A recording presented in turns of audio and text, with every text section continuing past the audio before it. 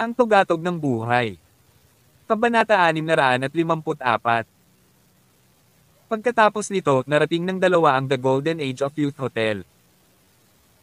Nag-reserve na ng kwarto si Alex kanina bago sila dumating. Ang hotel na ito ay pag-aari ng Thousand Miles Conglomerate. Ito ang pinakamarangya at natatanging hotel sa California.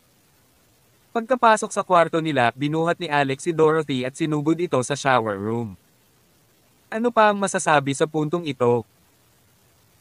Bumabalang sa negosyo at ang proseso ay hindi kailangang malaman ng mga tagalabas. Dorothy trailed her fingers on Alex's chest and asked, "Hobby, martial artists ba lahat ng nag-espiya sa iyo? Hindi ba ibig sabihin nito ay malalagay ka sa maraming panganib? Kaya mo ba silang hawakan mag-isa?"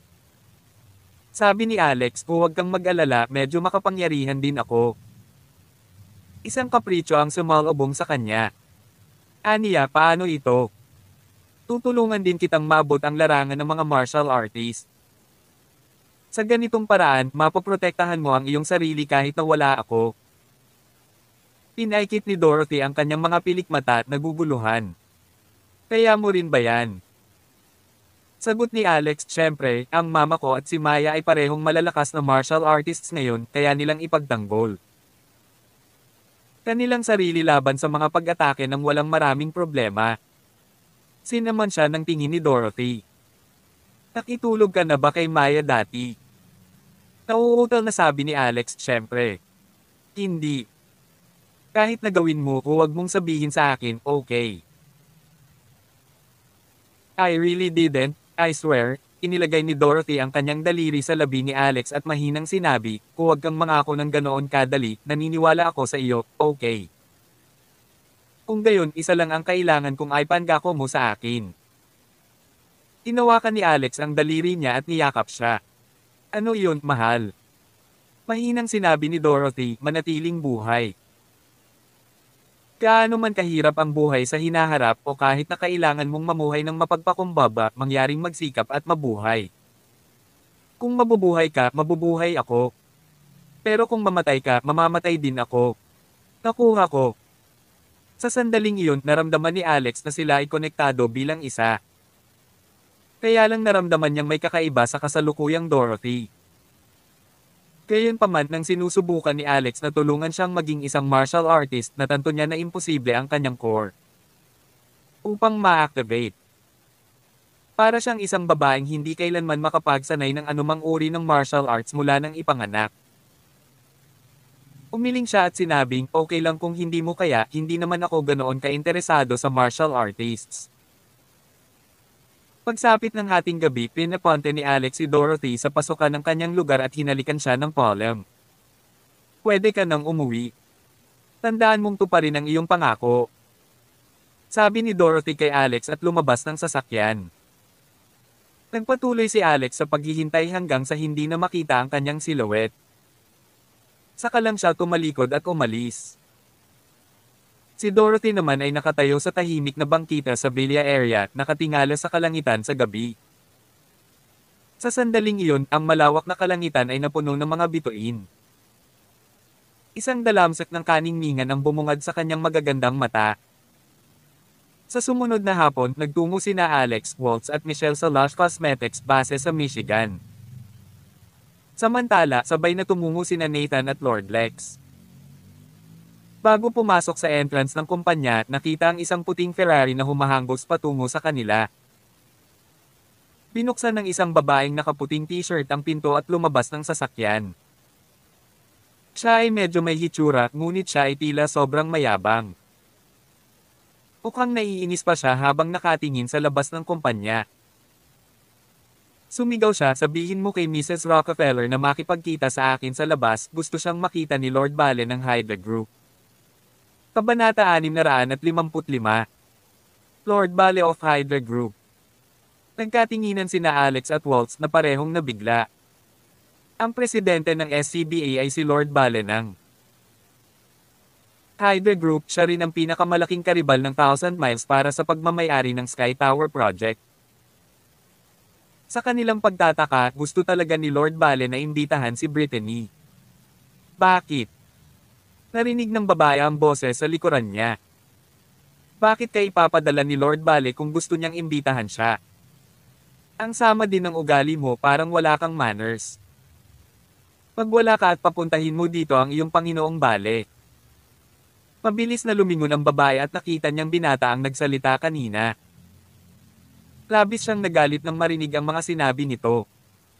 Siyempre, ang nagsalita ng mga salitang iyon ay si Alex.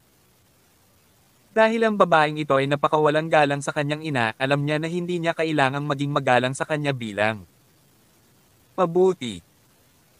Napansin tuloy ng babae sina Waltz at Michelle na nakatayo sa tabi niya, hindi niya maiwasang mabigla sa sandaling iyon. Naiisip niya na ang kanyang ethereal na hitsura ng mukha ay isa na sa isang uri, ngunit hindi niya inaasahan na ang dalawang magagandang babaeng ito ay magpapakita ng wala saan, na may mas napakarilag na hitsura kaysa sa kanya, at sila ay nanalo pa. Laban sa kanya ng 3 puntos. Lalo na yung mas matanda, nakasuot siya ng tradisyonal na damit habang mabagal na naglalakad na may matahimik na tingin, na para bang lumabas siya sa isang painting. Hindi maipaliwanag na puno siya nito ng matinding selos. Paano nagkaroon ng ganito kagandang babae sa mundo? Gayunpaman, agad siyang sumimangot. Walang kabuluhan kahit gaano pa kaganda ang hitsura ng isang babae. Hindi ba't playtoy lang siya sa huli? How dare you speak to me like that? Sino ka? Sabihin mo sa akin ang iyong pangalan at hindi kita puputulan kapag pinatay kita. Ang mga mata ng babae ay mabangis, nanlilisik kay Alex na mayabang na para bang siya ang pinuno ng sangkatauhan at kaya niyang patayin ang sino mang gusto niya. Itinaas ni Alex ang kamay, handang bigyan siya ng isang malakas na sampal. Gayunpaman, biglang lumabas ng pabrika si Brittany nang mabilis sa sandaling ito. Alex, Waltz, Michelle. Masyado kayong maaga. Nagbubuwis ba ang paglalakbay sa Michigan? The weather is too hot nyo, bilasan mo mag-usap sa loob, nakangiting sabi ni Brittany, hindi pinansin ang babaeng nakatayo sa tabi nila. Kasama si Brittany dito, kinuha ni Alex ang kanyang kamay at tumungo sa kumpanya kasama niya. Galit na galit ang babae matapos hindi pinansin. Nagtaas baba ang kanyang dibdib parang sisubog na parang bulkan. Sumigaw siya, bingi ba kayo? Hindi mo ba narinig ang sinabi ko? Sabi ko gusto kang makita ni Lord Bale ng Hydra Group. Pumungo sa Phoenix Mount Diner sa 5 p.m. Ngayon gaya ng iniutos. Smack! Hindi sina Brittany at Alex ang sumampal sa kanya, ngunit ang maliit na demonyo ang nagpakilos sa kanya. Gamit ang isang malakas na sampal sa mukha ng babae, sinabi niya sa isang inis na tono, tapos ka na ba? Sino ang nagbigay sa iyo ng lakas ng loob na magsalita ng ganyan? Lord Bale, Lord Pale, ano man ang tawag sa kanya, sabihin sa kanya na gumapang dito at makita si Madam. Sarili niya. Pag wala kang maingay na bibig. Natigilan ang babae sa sampal. Sino ang babaeng yon? Siya ang diyosa ni Lord Bale at isa ring sinaunang martial artist si Queenie Belle. Agad siyang sumabog, sumugod upang labanan si Michelle habang sumisigaw ito ng malakas. Gayunpaman sa sandaling tumalon siya, sinampal siya ni Michelle sa pangalawang pagkakataon na naging sanhi ng kanyang pagkahulog sa lupa. Namumula at namamaga ang mukha niya. Parang ayaw niyang umiwas pero hindi niya magawa. Hawak ang kanyang mukha, gumapang siya pabalik sa kanyang mga paa. Noon lang napagtanto niya na hindi talaga siya tugma kay Michelle. Ang batang babae na ito na may malalaking rack ay tila may mapangwasak na kapangyarihang nakatago sa loob niya. Hindi lang siya mas mabilis, abnormal din ang kanyang lakas. Nasunog ang mukha niya sa sampal na para bang nasunog.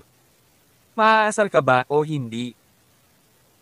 If you don't, you won't have the chance to do so, sabi ni Michelle habang nakatitig sa kanya na may masamang intensyon. Hindi na napigilan ni Queenie ang sarili na magsalita, kumuha na lang siya ng invitation card at itinapon sa lupa sa huli. Sinabi niya, dapat kang magtanong sa paligid ng mga tao dito. Walang sino man ang nangangahas na tumanggi sa imbitasyon ni Lord Bale. Mula sa Hydra Group. Iiwan ko ito dito, ngunit nasa iyo kung pupunta o hindi. Pero kung hindi mo gagawin, huwag mo lang pagsisihan ang iyong mga aksyon sa bandang huli. Kumunat ang noo ni Alex at nagtanong bakit niya tayo gustong makita. Napangisi si Queenie. Sino ka sa tingin mo? Sino ang nagbigay sa iyo ng pahintulot na magtanong? Si Lord Bale ang nag-iimbita kay Mrs. Rockefeller, hindi ikaw. Mahinahong sabi ni Alex, Mrs. Si Rockefeller ang nanay ko. Nagulat si Queenie saglit saka siya ngumiti ng malamig. Well, I've gave you the invitation, you're allowed to bring two along with you. Kung bakit gusto ka naming makita. Malalaman mo ang sarili mo pagdating mo doon. Tawag. I-prick. I-click. I-subscribe kwentong nobela. Kabanata 656. Pagkatapos ng kanyang mga salita, si Queenie ay sumakay sa kanyang Ferrari at nagmaneho. Kinusat ni Brittany ang kanyang napakagandang mga mata at sinabing, kung hindi ako nagkakamali, itong Lord Bale ng Hydra Group ay interesado sa aming Lush Cosmetics. Napabuntong hininga si Alex. Maaari siyang mangarap. Sinabi ni Brittany, medyo makapangyarihan ang Hydra Group sa Michigan, ngunit makapangyarihan lang sila sa underworld. Wala silang gaanong katayuan sa mundo ng negosyo. Maaaring siya ang presidente ng SCBA, ngunit maraming malalaking pamilya ang minamaliit ang tingin sa kanya, hindi man lang nila ipinagmamalaki ang kanilang magalang na pagkukunwari. Oo nga pala, ang ating Lush Cosmetics ay nakakuha ng maraming sikat na palatandaan sa mga patalastas ni Zendaya. Ngunit marami pa rin ang nag-iisip na tayo ay madaling karne, iniisip nila na maaari nila tayong madaig hanggat gusto nila. Baka kalabanan natin si Hydra. Magpangkat sa pagkakataong ito, ngunit maaaring kailanganin nating harapin ang isang napakalaking pamilya sa susunod. Depende na lang kung magkano ang mapapakinabangan nila. Pumikit si Alex at nag-isip sandali, pagkatapos ay sinabing, sige, tatanggapin ko ang imbitasyon niya. Tingnan natin kung ang Lord Bale na ito ay may kung ano ang kinakailangan upang kumuha ng Lush Cosmetics mula sa amin. Sabi ni Brittany, I have the same opinion too. Dapat nating harapin ang anumang problema ng direkta. O kung hindi, hindi namin malalaman kung susubukan nilang gumawa ng mga dirty tricks sa amin mamaya. Sumagot si Alex, pupunta lang ako mag-isa. Sabi ni Brittany, ako ang iniimbitahan niya kaya paanong hindi ako pupunta. Maya-maya lang ay lumabas na si Maya ng kumpanya at ilang segundong tinitigan si Alex. Sabi niya, ibilang mo ako. Sabi ni Waltz, sabi nila 3 tao lang ang pwedeng pumunta ng may imbitasyon, sa tingin ko dapat akong pumunta. Umiling si Maya. Mas magiging advantage tayo kung pupunta ako. Nagulat si Waltz, sinabi niya, anong ibig mong sabihin? Umiti lang si Maya pero hindi kumibo. Paliwanag ni Alex, si Maya ay isa ng advanced Mr. Crank martial artist. Waltz, sinabi ko na sa iyo iyon. Maya-maya ay malalampasan ka ni Maya. Masisisi mo lang ang sarili mo sa pagiging tamad mo. Nakaramdam ng abnormal na pagkabalisa si Waltz. Noong una niyang nakilala si Maya, isa lang siyang karaniwang tao. Sa sobrang gulat niya, nalampasan na siya ni Maya sa ganoong kaikling panahon. She shot Alex a dirty glare as if she was suggesting that he must have given Maya a special treatment. Sinaman siya ng tingin ni Alex at sinabing, then it's settled. Waltz, Michelle, inumin ninyong dalawa ang maliit na tabletang pang-enerhiya na naimbento ko kamakailan sa hapon. Dapat mong subukan at sanayin ang higit pa upang maasa ang iyong mga kasanayan sa susunod na antas. Huwag kang mag-alala tungkol sa anumang bagay sa ngayon. Si Richie. Kasabay nito, kakabalik lang ni Queenie sa Hydra Group. Nagsimula siyang umiyak nang makita niya ang kanyang ninong na si Lord Bale. Godfather, masyadong bastos at kasuklam-suklam ang mga taong iyon mula sa Lush Cosmetics. Gusto kong magdala ng taong pumatay sa kanila. Si Lord Bale ay nasa 60s na sa ngayon, ang kanyang ulo ay ganap na puti.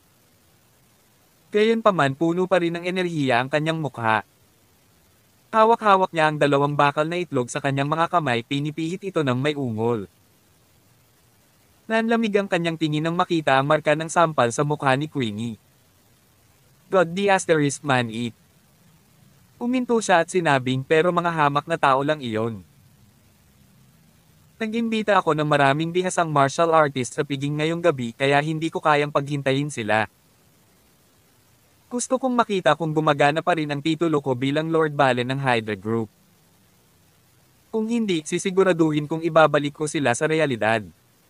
Pinunasan ni Queenie ang pilit niyang luha. Salamat sa pagtawag ng mga shot para sa akin, Godfather. Ikanaway ni Lord Bale ang kanyang kamay. Kung makbo ka ngayon, sisiguraduhin kong ipaghihiganti kita ng 100 beses ngayong gabi. Tumanggo si Queenie bilang pagsang-ayon. Sa pag-iisip kay Michelle, hindi na siya makapaghintay na durugan ang mga buto ni Michelle bilang abo. Bago nila namalayan, 5:00 na pala ng hapon. Ang buong Phoenix Mount Diner ng Michigan ay nakalaan para sa mismong araw na ito. Si Lord Bale ang host ng handaan at inimbitahan niya ang kanyang mga kaibigang martial artist na kakatawan sa Hydra Group sa tournament bukas. Kaya naman, ang sukat ng piging ay ang pinakadakila sa buong restaurant. Sa malakas na hiyawan, sila ay kumakain at masayang nag-iinuman sa isa't isa. Si Queenie naman ay nakabantay sa entrance, naghihintay na dumating si Alex at ang iba pa. Pagkaraan ng medyo matagal na paghihintay, naramdaman niyang lalabas na ang 3 basurang iyon. Nang dumating ang oras siya, maaaring magdala ng ilan sa mga kampa ng Hydra Group at turuan sila ng leksyon. Noon lang ay may napansin siyang 3 tao sa gilid ng kanyang mga mata, sila Alex, Brittany at Maya. Agad na naging malamig ang ekspresyon niya. Kaya talagang pumunta kayong mga tao para maghukay ng sarili ninyong mga libingan. Ito ay perpekto. Dahil nandito ka ngayon, magiging handgal kang isipin na hahayaan ka naming umalis. Kabanata 657. Bilang Alex at ang iba pang 2 lumakad in, Queenie na daman na sila ay hindi mukhang dito para sa piging ngunit mukhang sila ay narito para sa isang pagliliwaliw. Iyon ay dahil ang bawat isa sa kanila ay may hawak na isang sundae cone. Sila ay kumakain ng ice cream habang naghahanap sa paligid na kung sila ay isang grupo ng mga hillbillies na pumasok lamang sa isang malaking lungsod sa unang pagkakataon. Bukod dito, napansin niya na si Alex at Maya ay nakikipagtalik sa isa't isa. Bro, gusto kong magkaroon ng ilan sa iyo, mas mahusay ang iyong panlasa. Hindi ba sila pareho? Paano sila magiging pareho? Ang iyong melon ay may lasa at minahan ay matcha na may lasa. Pagbalik tayo. Bago nila may papalitan ng ice cream, naya ang Maya sa kanyang dila at licked ice cream ng Alex. Nakikita ang 2 kumikilos tulad ng maliliit na bata, hindi maaaring makatulong si Brittany ngunit nakakaramdam ng labis na napapanahon. Ipinaalam sa kanya ni Waltz na ang kanyang anak ay nakuha ng diborsyo sa Dorothy A habang nakaraan. Maligaya si Brittany na iniisip niyang itakwil ang susunod na kasal para sa kanyang anak. Gayunpaman, ang lahat ng kababaihan sa paligid niya ay ang mga pinnacles ng kagandahan. Siya ay nasiyahan sa bawat isa sa kanila. Hindi niya maihatid ang kanyang sarili upang pumili lamang ng isang offer sa kanya dahil mahal niya ang lahat ng mga ito pantay. Sa palagay ko, iwanan ko lang ito sa kanya. Napansin ni Brittany ang isang malaking bilang ng mga marangyang mga kotse ay nakapark sa harap ng Phoenix Mount Diner. Ang loob ng restaurant ay tila napakabuhay din na may mga bisita. Siya ay bahagyang nagbulusok at binulong, Alex, Maya, mukhang ang pangkat na ito ng Hadi Group ay hindi naghihintay para sa atin. Sa palagay ko, sinabi niya sa amin na dumaan sa daan dahil siya ay nangyari ng husto na may isang piging dito. Kinuha ni Alex si Oli Coney na Maya ng isang naunang kinain at nakabukas sa Maya na nakakuha ng ilang ice cream sa kanyang mga labi. Swallowing ang ice cream sa isang kagat, maaari pa rin niyang maalam na mabango na pabango ni Maya dito. Tila na ang pabango sa katawan ni Maya ay lumaki kaysa sa dati. Ang Panginoon Bale ng Hydra Group ay ang pangulo ng SCBA na namamahala sa underworld ng Michigan, kaya ang kanyang katayuan ay marahil katulad ng Panginoon Lex. Bakit ang gayong makapangyarihang figure ay pakitunguhan tayo bilang katumbas? Kung ito ay upang kumain ng iba pang mga ordinaryong tao, malamang na sila ay natatakot na ang kanilang mga binti ay nawala na mahina pagkatapos makita ang gayong tanawin sa loob. Bakit may isang makatarungang kalakalan sa unang lugar? Sinabi ni Alex ng mahinahon. Tinanong ni Brittany, hulaan ko na maraming mga bihasang artist na martial ang Nazero. Ano ang iyong plano? Sumagot si Alex, wala akong plano. Kailangan lang nating takutin sila sa karahasan. Maya chuckled. Ikaw ay talagang mapurol. Si Alex ay walang masasabi pagkatapos ay maaari kang pumunta at magsalita ng ilang kahulugan sa kanila. Naubusan ni Maya ang kanyang mga labi. Masyadong tamad akong magsalita. Gayunpaman ang Brittany ay nodded. Ang batas ng mga jungle ay ang tanging paraan, ngunit ito ang pinakamadaling paraan upang mabuhay ito. Kasabay nito, si Queenie, na malapit sa bintana ng ikalawang palapag ng Phoenix Mount Diner, ay hindi naririnig ng malinaw ang kanilang mga pag-uusap ngunit nadama niya ang walang pakundangan na mawawasak pagkatapos makita ang kanilang mga hindi kapanipaniwala na mga ekspresyon. Ang kanyang mukha ay tila nagsisimulang masaktan. Isang malamig na brilyo ang nasuspine sa kanyang mga mata habang siya ay nagtungo upang hanapin ang Panginoon Bale. Ang buong pangalan ng Panginoon Bale ay si Philip Bale. Siya ay kasalukuyang nasa pangunahing mesa at nakikipag-usap sa 5 pinakamahusay na artist ng militar, aking mga mabuting kaibigan, mga kapatid ko. Nagtatakda ako sa pagkuha ng Sky Tower Project sa Association Torn. Iyon ang dahilan kung bakit pupunta ako sa labas ng torneo bilang kampyon. Naniniwala ako na ang pagiging kampyon ay magiging isang piraso ng cake sa lahat ng iyong tulong. Halika, magkaroon tayo ng toast bilang mga nanalo ng torneo ng bukas. Haha. Panginoon Bale, makakatulong ako sa iyo na manalo sa paligsahan sa aking mga kasanayan ng nag-iisa. Huwag kang mag-alala, Panginoon Bale. Maaari ko ring labanan ng 3 tao sa Kailan Battle sa Alaska noong nakaraang panahon. Kaya ang mga labanan ng SCBA ay wala sa akin. Ang ilang mga militar artist ay malakas at tiwala. Natutuwa si Lodi Bale na sila ay napaka-optimistiko kaya siya ay umiinom ng higit pang alak upang mabuhay ang mood kahit na higit pa. Pagkatapos si Queenie ay lumakad sa Philip at sinabing, Godfather, ang mga tao mula sa luntiang mga pampaganda ay naririto. Si Lapi ay nagtawa habang sinabi niya, narito, Queenie. Paano hindi siya maaaring manggahas na dumating pagkatapos matanggap ang aking paanyaya? Huwag mag-alala, tiyak na mangyaring mo ngayong gabi. Ito ay naging sanhi ng maraming hindi maunawaan ang kanyang mga salita. Ang ilang mga militar artist sa parehong table winked sa bawat isa. Nakikita ko na medyo masigla ka, Panginoon Bale. Ang iyong Diyos. Nice. Napakabuti. Kung maaari niyang dalhin ang isang anak na babae pagkatapos ay magiging mas mahusay na. Si Lapi ay nagtawa. Lahat, hindi mo ako naunawaan. Si Queenie ay anak na babae ng aking kaibigan at tinatrato ko ang kanyang anak na babae ng ASMI.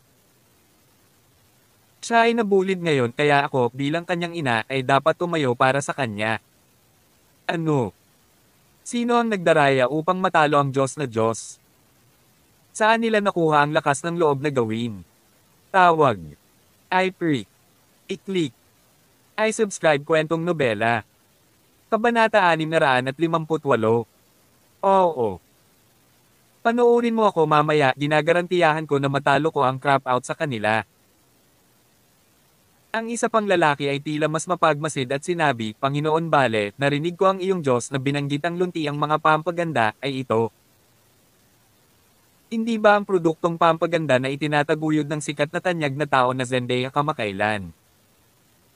O aking Diyos na nagsasalita tungkol dito, nagalit ako. Ang aking sampay na asawa ay nagpapatuloy na bumili ng kanilang mga produkto. Ang mga ito ay isang scam, alam mo ba kung gaano kamahal? Ang isang bote ng mask cream ay talagang ibinibenta sa $380,000. Ano ang F***CK? Ano? Ang isang bote ng mask cream ay nagkakahalaga ng $380,000, ngunit ang mga tao ay bumibili pa rin ito. Ang iyong asawa ay talagang isang alibugho. Tama. At hulaan kung ano, hindi niya makukuha ito. Kinailangan pa rin niyang IQ up para sa mga pre-order. Narinig ko na ang mga numero ng queue ay umabot sa 20,000 ngayon. Talaga, may sigurado na maraming mga F** per idiots out doon. Ang ilang mga tao sa talahan na yan ay nagulat. Gayunpaman, niimiti si Philip habang sinabi niya, huwag kang magalit, Olsen. Ang mga taong iyon mula sa lunti ang mga pampaganda ay darating sa ngayon dahil sila ay magbebenta ng mga produkto ng lunti ang mga pampaganda sa akin.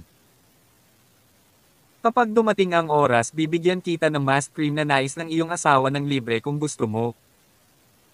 Ang isa sa mga militar artist ay nagulat. Dahil ang lunti ang mga pampaganda ay naging isang trend kamakailan lamang, ang kanilang mga kita ay madaling maabot ang 10 bilyong dolyar bawat taon, tama ba? Magkano ang binayaran mo, Panginoon Bale?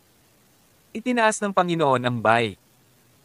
Ang militar artist ay nagtanong, tila nagdududa, 100 bilyong dolyar. Ang isa pa ay nagulat. 100 bilyong dolyar. Hindi ba masyadong kaunti? Si Philip ay sumasalungat ng walang bahala. Ito ay $1. Ano? Ang lahat ay hindi naniniwala sa kanilang mga tainga. Ito ang dapat maging pinakamalaking joke ng siglo, tama. Sinabi ni Philip, pinagsamantalang nila ang aking Diyos. Ang mukha ng aking Queenie ay hindi mabibili. Ang $1 ay pa rin ng maraming foreign sa aking opinyon.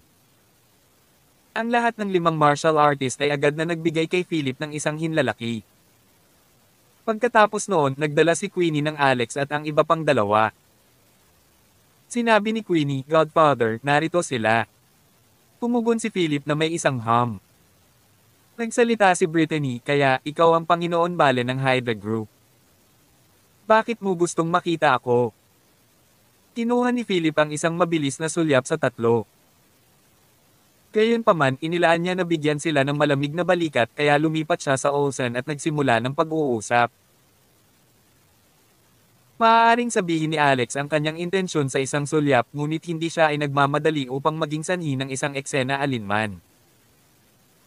Aiskan ni Alex ang haba ng Phoenix Mount Diner, puno ito ng 30 o kaya mga talahan na yan.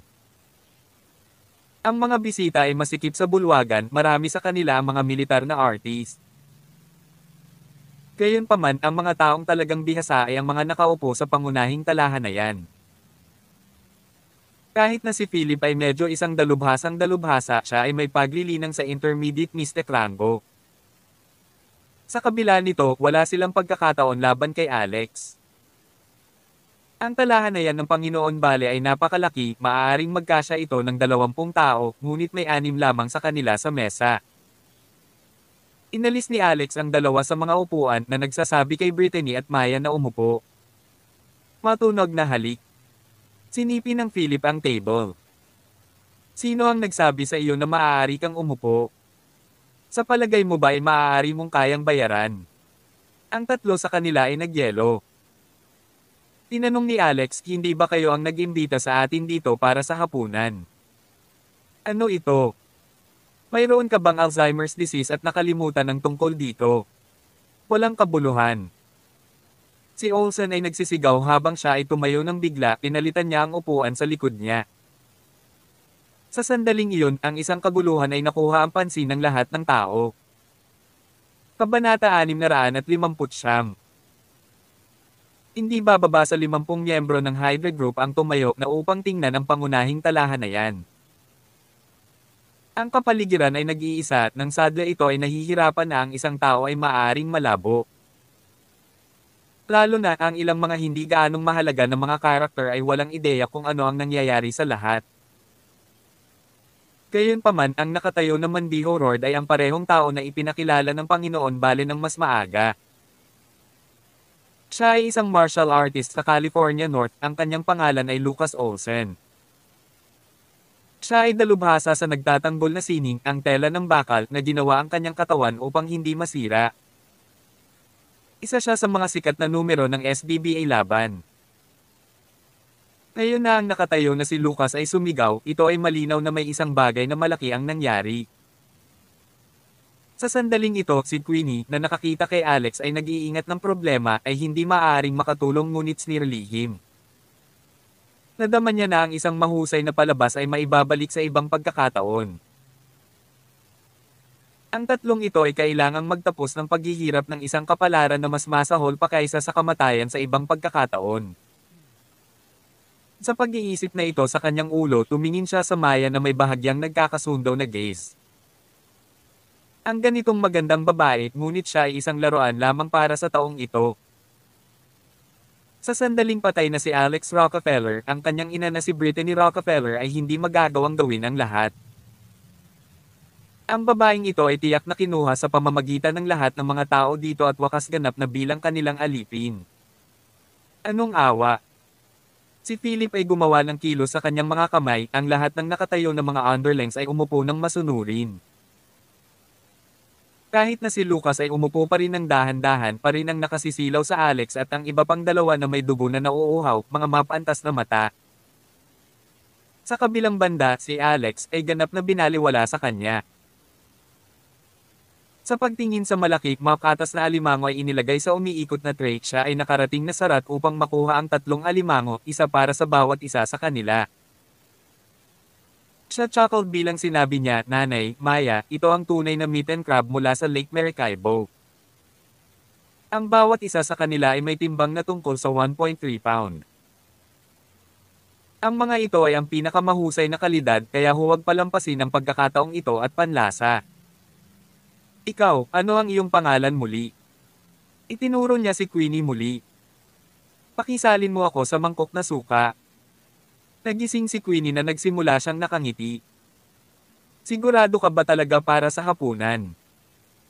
Si Alex ay nag-crack ng shell ng alimango at kumain ng isang katiting ng crab roe. Ang aroma nito ay dalisay at masarap, hindi lamang siya makakakuha ng sapat na ito. Pagtaas ng isang kilay, sinabi niya, "Dumating ka sa amin upang ipaalam sa amin ang isang paanyaya, kaya hindi mo ba ang paggamot sa amin sa isang hapunan?" Kahit na sadya ay hindi kumain ng tanghalian para sa mga ito, nais kong magkaroon ng isang magandang at malaking pagkain pagkatapos ng lahat. Panginoon, bale ito. Hindi mo talaga nabigo ang akin. Mayroon lamang isang depekto na ito. Sa kabaligtaran, si Felipe ay nabaalisan. Siya ay gered sa Queenie upang pumasa sa suka sa Alex. Biglang siya ay ngumiti habang sinabi niya, "Anong kapintasan ang magiging?" Itinaas ni Alex ang kanyang tingin at kinuha ang isang sulyap sa kanya. "Wala kang anumang mga kaugalian. Dahil pinagamot mo kami sa dinner, talagang nagsimula kang kumain bago pa kami dumating. Hindi yan ang tamang paraan upang ipakita ang mabuting pakikitungo." Si Philip ay ngumiti, ngunit nagkaroon ng malamig na glisten sa kanyang tingin. Sa isang mapanlin lang na ngiti na nakapatay sa kanyang mukha, sa wakas ay nagsalita siya habang tinitingnan niya ang tatlong tao, "Alam mo ba kung bakit inanyayahan kita dito?" Kung gayon, natanto niya na ang tatlo sa kabaligtaran ng mesa ay talagang nakatuon sa pagkain ng alimango, na parang hindi nila mapigilan ang panganib. Ang mga mata ni Philip ay kumislap, naisip niya, talaga ba ang tatlo na ang hanggal o sila ay naglalagay ng isang gawa? Tila sila ay kalmado, ito ay nakakakuha ng masyadong kakaiba. Kung sila ay maging iba pa, sila ay natatakot sa Leslies. Gayunpaman, naisip niya muli ang tungkol sa sobrang malaking kita ng lunti ang mga pampaganda sa hinaharap at ang dakilang bilang ng mga dalubhasang eksperto. Ano ang takot niya? Kahit na ikaw ay magiging ilang makapangyarihang figure mula sa labas, kailangan mong lumuhod sa harap ko. Sa sandaling iyon, wala siyang pakiramdam upang ipagpatuloy ang larong ito ng pusa at mouse. Hindi niya nais na tumangala sa pamamagitan ng ilang mga kaibigan sa militar na artikulo na inanyayahan sa isang mataas na presyo, kaya nagpunta siya ng diretso sa punto. "Gusto kong bilhin ang iyong kumpanya, lunti ang mga pampaganda." Ang tatlo ay naka-out na ito sa edad na ang nakalipas, kaya hindi sila nagulat sa lahat. Tinanong ni Alex, "Magkano ang iyong inaalok?" Si Philip ay ngumiti habang sinabi niya, $1. Paano iyon? Ang parehong ekspresyon ng Brittany at Maya ay naging matigas kapag naririnig ito. Ang taong ito ay literal na sinusubukang i-snatch ang luntiang mga pampaganda sa labas ng aming mga kamay. Dapat siyang sinumpaang. Samantala, ang mga miyembro ng Hydra Group at ilang militar artist ay nagsimulang makakling ng malakas. Tinitigan ng Queenie sa kanila na may isang maingat na pagpapahayag sa kanyang mukha. Ang $1 ay higit pa sa sapat upang bumili ng lunti ang mga pampaganda. Kung hindi, hindi kami magbabayad ng isang solong penay. Ano ito? Ito ba ay isang deal o hindi? Kung hindi ka sumasang-ayon sa aming mga tuntunin, hindi mo magagawang umalis sa Phoenix Mount Diner sa isang piraso ngayong gabi. Siya ay green smugly pagkatapos na sabihin ito. Hindi inaasahan, sinabi ni Alex, bueno, kung nais mong bilhin ang aking lunti ang mga pampaganda sa $1, hindi ito gusto, hindi mo magagawa ito. Ang lahat ay nagulat matapos marinig siya, ngunit naisip nila na makatuwiran ito sa paraan ng pagtugon niya. Ang Panginoon ay babanggit na kung ano pa ang maaari mong gawin. Kahit na si Brittany ay nakatingin sa kanya na may mabigla sa kanyang mukha. Gayunpaman, patuloy si Alex, ngunit bago iyon, gusto kong gumawa ng isang maliit na kalakalan sa iyo, Panginoon Bale. Itinanong ni Philip, anong kalakalan? Tawag. I-freak. I-click. I-subscribe kwentong nobela. Kabanata 606 na po. Sinabi ni Alex, nag-aalok ako ng $1 para sa iyong ulo. Kung gayon lahat ay nahulog tahimik, maaari nilang pakiramdam ang kanilang puso bumababa sa kanilang tiyan. Ang taong ito ay masyadong walang ingat, siya ay naglalaro ng apoy dito. Talagang hinuhukay niya ang kanyang sariling libingan, dapat siyang pagod na buhay. Ang bibig ni Queenie ay si Agate, hindi siya naniniwala kung ano ang narinig niya.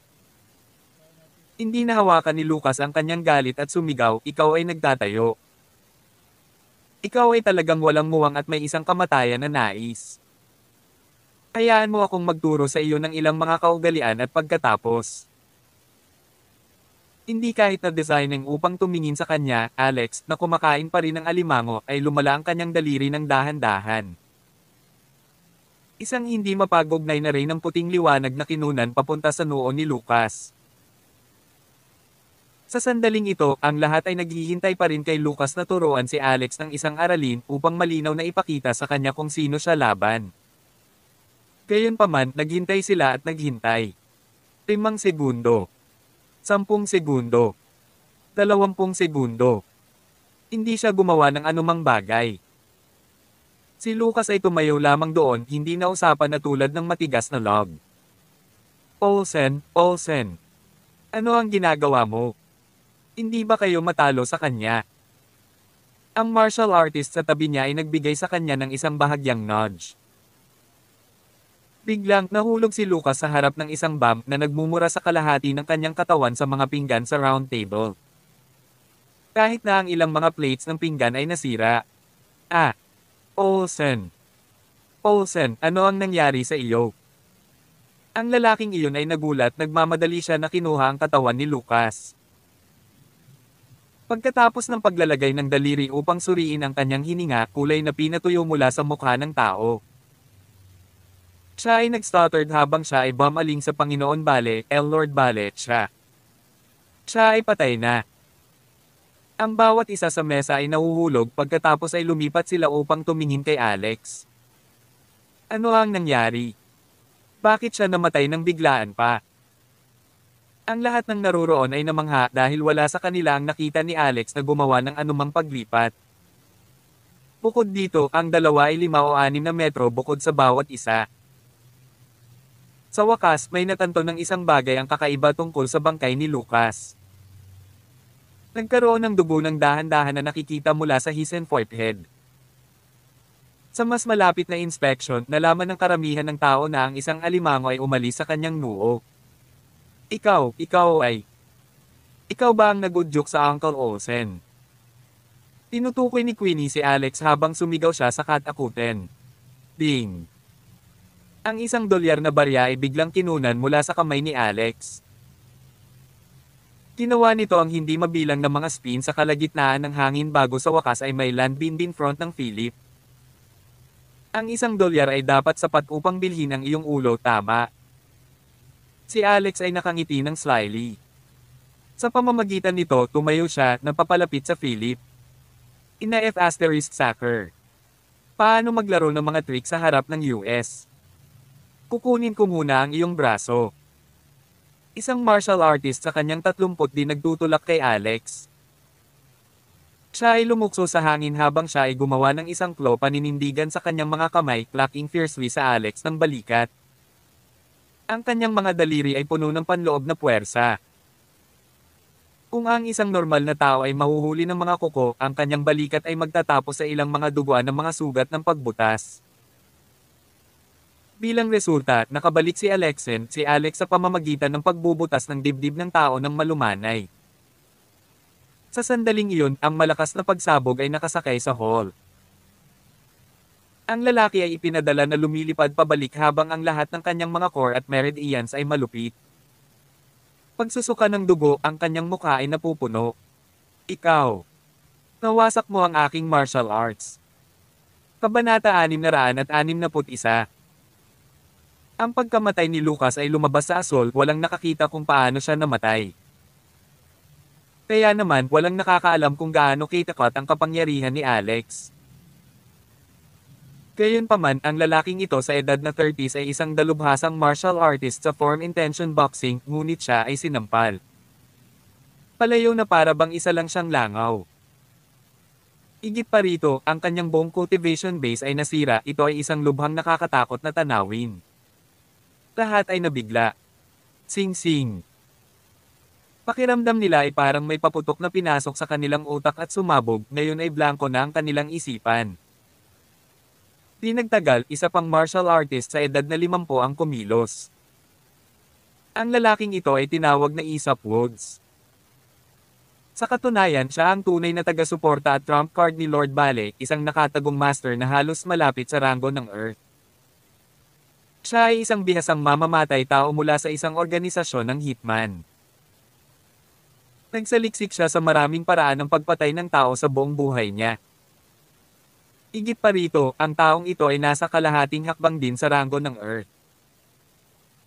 Kaya naman, higit siyang nakahihigit kaysa kay Nathan sa mga tuntunin ng kapangyarihang pumatay. Nang makita si Alex na papalapit kay Lord Bale, kumilos si Aesop. Maaaring magmukha siyang katamtaman ng hindi kumikilos, ngunit gumamit siya ng napakalakas na pag-atake sa sandaling umatake siya. Isang manipis at mahabang spike ang lumitaw sa kanyang mga kamay out of nowhere, parang military spike pero mas manipis. Mayroon itong tatsulok na puno at talam. Itim ang buong katawan nito. Sa isang sulyap, kitang-kita na isa itong sandata ng pagpatay. Noon lang gumamit siya ng kakaibang anggulo at mabangis na sinaksak sa gilid ng baywang ni Alex. Isang ordinaryo. Ang taong nasaksak niya ay tiyak na mamamatay. Mag-iingat.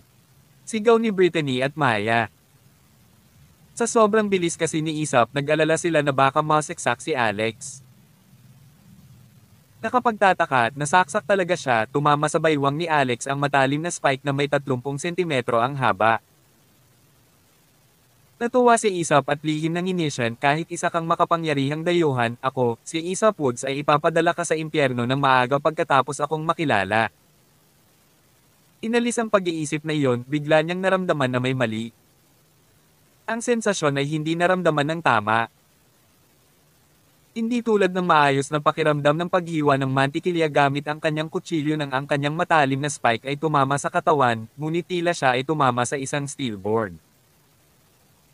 Nakaramdam pa ng manhid ang kanyang kamay at isang malakas na puwersang kontra-puwersa ang sumugod sa kanyang buong braso. Agad na nabasag ang perlecue niya. Nakaramdam ng matinding kirot ang buong braso niya kaya nawala lahat ng sensasyon sa braso niya na para bang may mataas na boltahe na kuryenteng dumaan dito. Ito.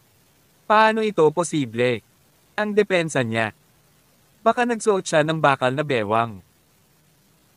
Habang si Aesop ay nasa matinding gulat pa rin, hinawakan ni Alex ang kanyang matalim na spike at walang pakialam na inindayog ito papunta sa kanya. Ang matalim na talam ng spike ay humiwa sa leeg ni Aesop na may isang whoosh. Sa susunod na sandali, muling lumitaw ang eksena sa Baltimore Tower. Ang ulo ni Isap ay lumipad ng mataas sa hangin na may dugong bumulwak kung saan-saan. Ang eksenang ito ay nagulat sa lahat, maging sina Brittany at Maya ay nanigas ang mga ekspresyon. Si Queenie naman ay napasigaw pa sa takot. Ito ay dahil sa ilang pagliko ang ulo ni Isap sa hangin at nagkataong dumapo sa kanyang tagiliran at nasalo niya ito ng kanyang mga kamay. Dahil dito, tumalsik ang kanyang buong katawan ng kanyang dugo. Hindi niya mapigil ang mapasigaw, hindi niya alam kung ibababa niya ito o hindi. Sa huli, inihagis lang niya ang ulo sa round table. Gayunpaman, hindi tumigil saglit ang paggalaw ni Alex. Agad siyang lumapit kay Philip. Si Philip ay isa ring mystic rank martial artist. Sa sandaling ito, tumataas ang adrenaline niya, alam niyang maling tao ang nakipagkulitan niya ngayon. Lucas. Pinatay, nasira ang martial arts ni Kurt, pinugutan ng ulo si Isap. Ang kanilang koponan para sa torneo bukas ay ganap na na-dismantle. Ang pinaka nakakatakot ay papalapit na sa kanya si Alex, naghahanda na siyang patayin. Paano ito nangyari? Paano ito nangyari? Di ba maliit na pabrika lang ang Lush Cosmetics? How could they have such a terrifying martial expert? Siya si Lord Bale ng Hydra Group, hindi niya matatanggap ang ganitong ending na ganito. Whoosh! Maya-maya lang ay bumunot siya ng baril sa likod ng bewang niya. Tawag. I-prick. I-click. I-subscribe kwentong nobela. Kabanata 662. Gayunpaman, naging malamig ang tingin ni Alex sa sandaling ito habang sumisigaw siya ng malakas. Sa sandaling iyon, naramdaman ni Philip ang matinding sakit sa kanyang ulo, bahagyang lumabo ang kanyang malay. Samantala, ang matalim na spike sa kamay ni Alex ay mabangis na tumama sa kanya. Paf! Ang tatsulok na matalim na spike ay tumagos sa pulso ni Philip, inipit ang kanyang kamay sa pabilog na mesa, agad itong nabuhusan ng dugo. Ah! Iligtas mo si Lord Bale. Lahat sabay nating patayin. Pulihin ang mga babae. Kunin mo muna ang dalawang babaeng iyan. Nagsimulang sumigaw ang mga kampan ni Lord Bale habang ang kalahati sa kanila ay naglabas ng kanilang mga sandata. Ang mga walang armas ay ginamit sa halip ang mga bagay sa paligid nila. Maging si Queenie ay biglang sumugod kay Brittany. Nang makakita ng ganoong eksena, nagpasya si Alex na hindi na niya kailangan tumulong. Ang tanging ginawa niya ay malamig na tumitig sa mga hamak na underling iyon.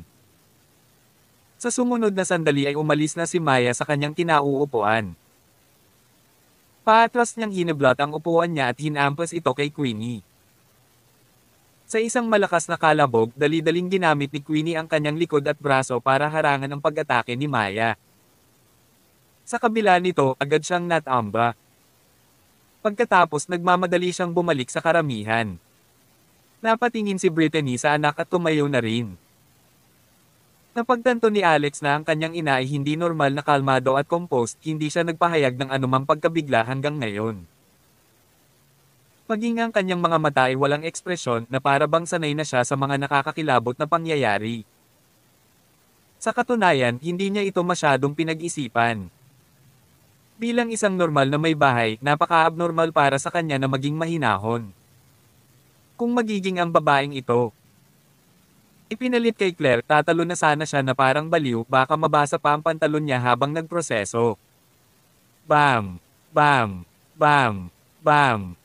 Kamalig! Bam! Bam! Sumunod, nakita ni Lord Bale ang isang sobrang nakakakilabot na eksena na nangyayari sa harapan niya. Biglang naging wild ang dalawang mukhang marupok at inosenteng babae kanina na sina Maya at Brittany. Mga hayop. Para silang mga lobo na nakadamit ng tupa, sinasalakay ang lahat ng mga tupa na nakabalat kayo. Nag-practice ang dalawa ng Silver Frost. Kapag ginamit nila ang kanilang mga kasanayan ng magkasama, ang isang tiyak na reaksyon ng kadena ay talagang pinasimulan. Bumagsak ng husto ang temperatura sa buong silid. Nagyayelo ang mga nabugbog, namumula ang labi sa lamig. Nabuo pa ang frost. Ang ilan din sa kanilang mga ulo. Malapit nang umiyak si Lord Bale. Sino nga ba ang pinagkakaguluhan ko? Sa loob ng 5 minuto, natapos ang labanan. Marami ang bumagsak sa tabi ni Maya at Brittany. Lahat sila ay nanginginig, hindi na makabangon sa kanilang mga paa. Karamihan sa kanila ay nabali rin ang kanilang mga paa. Tuwang-tuwa si Alex sa resulta. Pinisil niya ang matalim na spike dahilan para manginig si Philip sa sakit. Pagkatapos tumawa siya ng malumanay at sinabing, "Well Lord Bale, binigyan kita ng $1. Paano ito, ginagawa ba natin ang trade na ito o hindi?" Sa sobrang nakakatakot na titig ng lahat ng naruroon, naramdaman ni Philip ang pagsikip ng kanyang dibdib habang ang kanyang ekspresyon nagdidilim. In the end, he said with a sullen expression, "Fine, I'll admit defeat. Ako ay bulag at nabigo. Kilalanin ang iyong mga kakayahan at nasaktan sa inyong tatlo. Handa akong magbayad ng $300 milyong bilang kabayaran sa aking mga pagkakamali." Malamig nang umiti si Alex. Sa tingin mo kaya mong isulat ang insidenteng ito sa $300 milyong lamang? Ganyan ka ba talaga kawalang muwang? Slash. Paf. Taf. Inugot ni Alex ang matalim na spike at muling sinaksak sa kanyang pulso. 1 pulgada ang layo sa unang sugat, ang kamay niya ay nasaksak na naman at muling nakaipit sa mesa. Misteryosong sigaw ni Lord Bale. Kahit na siya ay isang makapangyarihang bayani, hindi rin niya kakayanin ang ganitong kalupitan at sakit. Nanginginig si Lord Bale habang sinabi niya, $3 bilyong. Handa akong bayaran ka ng $3 bilyong. Mangyaring maawa at iligtas ako. Bilang karagdagan, handa kong ibigay sa iyo ang aking anak bilang iyong lingkod kung gusto mo. Tanong ni Alex, sino ang anak mo? Tinuro ni Philip si Queenie. Siya ito, ang aking Diyosa, si Queenie Belle. Sumigaw si Queenie, "Godfather, paano mo magagawa iyon?" Umiling din si Alex. "Masyadong pangit ang anak mo, ayaw ko sa kanya." "Ayos lang, ituloy na lang natin ang $3 bilyong gaya ng nabanggit mo. Oo, at gusto ko rin magkaroon ng Sky Tower." Nanlaki ang mga mata ni Lord Bale sa gulat nang marinig niya ang sinabi ni Alex. Kabanata 663. Galit na galit si Queenie. Gusto talaga ni Lord Bale na ipamigay siya kay Alex na parang mga paninda. Higit pa rito, siya ay hindi. Magiging asawa niya ngunit lingkod niya. Paano niya natitiis ang gayong kahihiyan? Dahil goddaughter siya ni Lord Bale, parang prinsesa ang presensya niya sa Hydra Group. How could I be someone's servant? Ang mas ikinagalit niya ay sinabi nga ni Alex na pangit siya at ayaw sa kanya. Bulag ka ba? Maghanap ng isang tao sa loob ng Hydra Group. Kung makakahanap ka ng mas maganda kaysa sa akin, aaminin kong talo ako. Gayunpaman, sa pagharap sa nangingibabaw na si Alex, maaari lamang siyang umungol sa loob ng kanyang puso at hindi naglakas loob na sabihin sa kanya. Mga kaisipan. Sa kabilang banda, talagang nabigla si Philip na sinundan ng walang katapusang mapait ng ngiti. Itinakda niya ang kanyang puso sa pagkuha ng Lush Cosmetics, ngunit ang mga mata nila ay nasa Sky Tower noon pa man. Di ba ibig sabihin binaril ko na lang ang sarili ko sa paa? Matigas na ekspresyon ng sinabi niya, "Sir, hindi naman sa ayaw ko pero hindi ako ang makakapagdesisyon ng pagmamayari ng Sky Tower." Isang malamig na tawa ang pinakawalan ni Alex. Kung gayon, sino ang maaaring gumawa ng desisyon? Magagawa ba ng ulo sa itaas ng iyong leeg ang desisyon? Galit na galit si Philip. Siya ay isang makapangyarihang Panginoon ng Underworld ng Michigan sa loob ng 10 taon. Maaari siyang magdulot ng kaguluhan sa loob. Michigan sa isang snap ng kanyang mga daliri. Maraming makapangyarihang mga figure ang kailangang tukuyin din siya bilang si Lord Bale. Sa kanyang pagtataka, ang mga ngaso ay nahuli ngayon. Gayunpaman, wala siyang ibang pagpipilian kundi ang magpasakop. He said in a helpless tone, "Young man, the Sky Tower project is jointly owned by the entire SCBA. Para naman sa nanalo, makakapagdesisyon na lang tayo pagkatapos ng maraming laban sa mga miyembro ng asosasyon bukas." Kahit na gusto kong kunin ang proyektong ito, kailangan kong maging kampyon sa paligsahan. Ngunit ngayon, hindi ito posible para sa akin.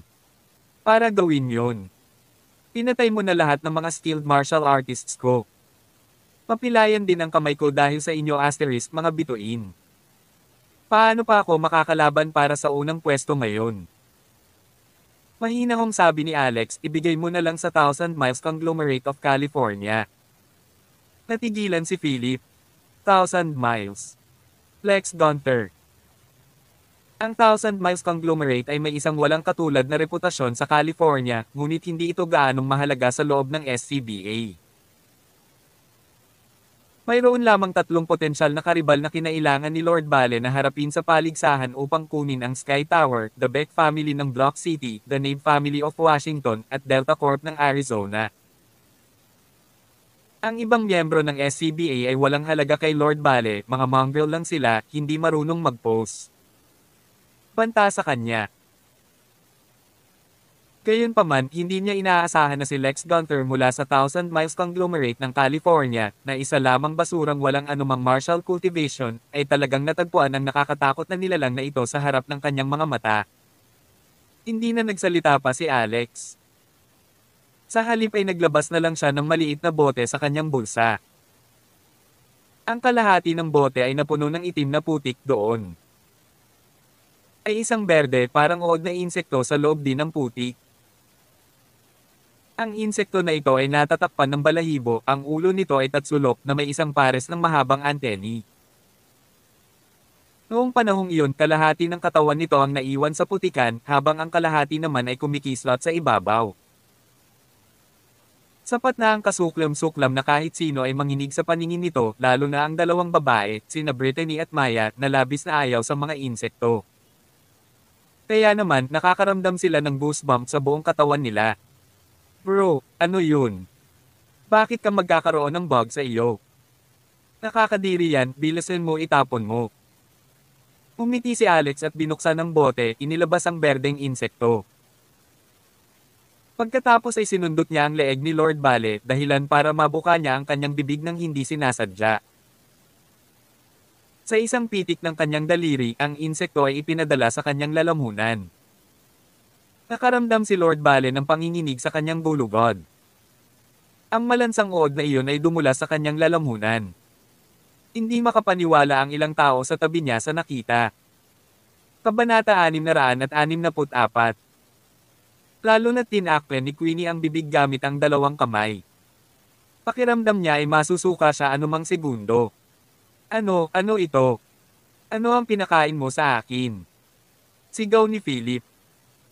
Nahaharap sa isang hindi kilalang kakilakilabot, siya ay natakot dahil sa puwersa ng kalikasan ng tao.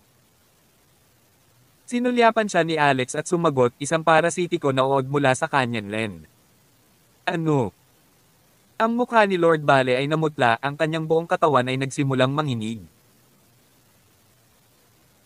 Narinig niya ang tungkol sa mga parasitiko na uod ng Canyonland, nagawa pa niyang masaksihan ang isa sa kanyang mga kaibigan na nahihirapan sa matinding sakit dahil sa pagpapahirap nitong tinalikuran ng Diyos na uod, na dumaranas ng mas masahol pa sa kamatayan. Napangiti ng malumanay si Alex nang makita ang ekspresyon nito.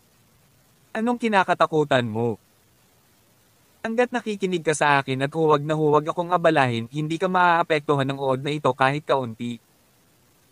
Basta umarte ka na parang tinutulungan mo akong mag-ingat. Sa iyong tiyan sa loob ng ilang araw. Natahimik si Lord Bale. Pagkatapos nito, natanggap niya ang $3 bilyong na inilipat ni Philip. Iniwan nina Alex, Brittany at Maya ang Phoenix Mount Diner nang walang pakialam.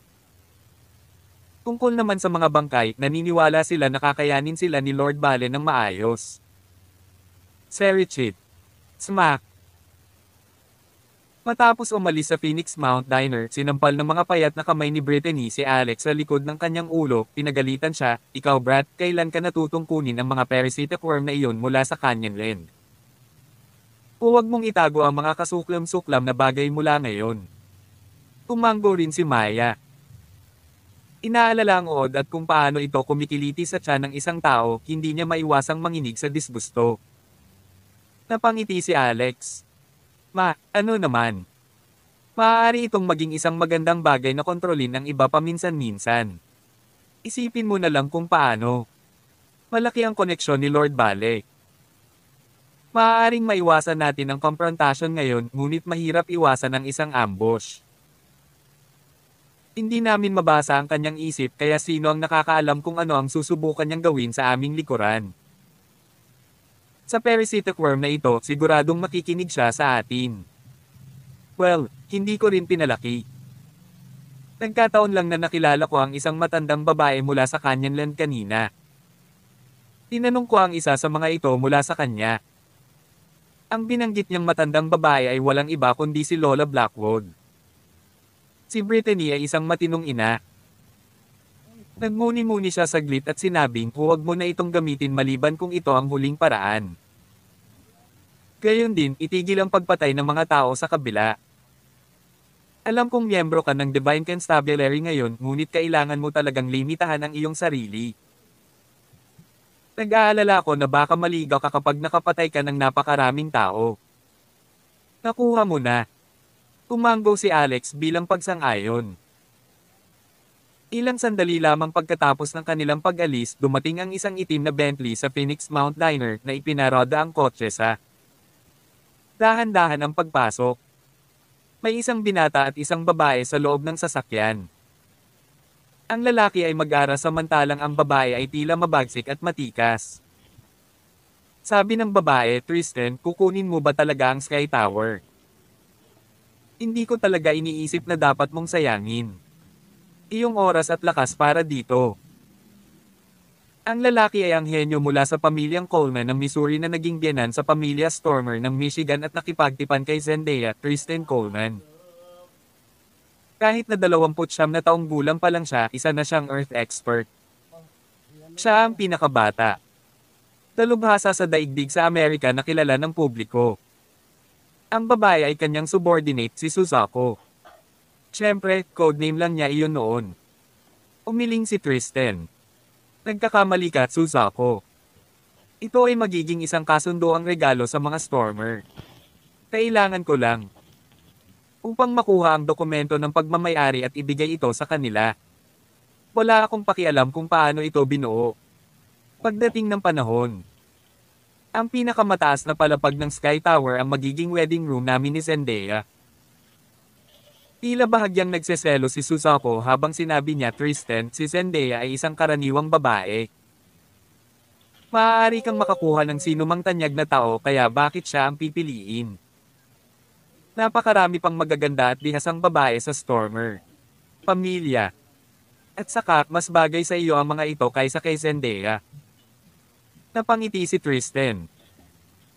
Nakapunta na ako sa mga konserto niya at sigurado ako na siya ang gusto ko. Ngunit siya ay nasa isang iskandalo. I was about to have you investigate the truth of this scandal actually. Bawal masangkot sa iskandalo ang asawa ko sa iba. Imbestigahan ng lalaking iyon sa iskandalo, gusto ko ang lahat ng impormasyon tungkol sa kanya sa pamamagitan ng bukas.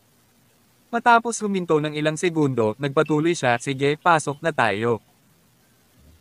Pumasok ang dalawa sa Phoenix Mount Diner, ngunit nakakita sila ng gulo sa loob ng restaurant. Kumunot ang noo ni Tristan. Anong nangyari dito? Kabanata 665. Sino kayong mga tao? Sinong nagsabing pumunta ka dito? Inarang sila ng isang martial artist mula sa Hydra Group sa pasukan. Mayroon pa ring ilang mga bangkay sa Phoenix Mount Diner na hindi pa naasikaso sa oras. Bukod dito, ang ulo ni Isapwood ay nakahiga pa rin sa mesa. Ang ilang mga tagalabas ay sinubukan talagang mag-barge dito ngayon, sila nga talagang naghahanap ng kanilang kamatayan. Agad na nawala ang pagkabigla ni Tristan, sanay na siyang makakita ng mga ganitong maduming eksena kung tutuusin. Mahinahon niyang sinabi, hinahanap ko si Philip Bale. Kalokohan. Galit na galit ang martial artist. Sa tingin mo ba ang isang padyak na tulad mo ay matatawag na puno si Lord Bale? Pangalan. Lumuhod ka ngayon at sampailan ang iyong sarili ng 100 beses, kung hindi, patay ka na. Ang martial artist na ito ay medyo nabugbog ni Maya kanina. Ngayong lumitaw ang dalawang taong walang pakialam na ito, naisip niyang mailalabas niya ang kanyang galit. Kaya naman siya ay lubhang malupit sa kanyang mga salita. Kaya lang biglang humakbang si Suzuko at hinawakan siya sa leeg. May taas siyang 5'6". She looked gorgeous in her black bodycon suit as well, parang siya ang diyosang hinahangad ng lahat ng incels. Gayunpaman sa mga mata ng lalaking martial artist, siya ay kasing takot ng Grim Reaper sa ngayon.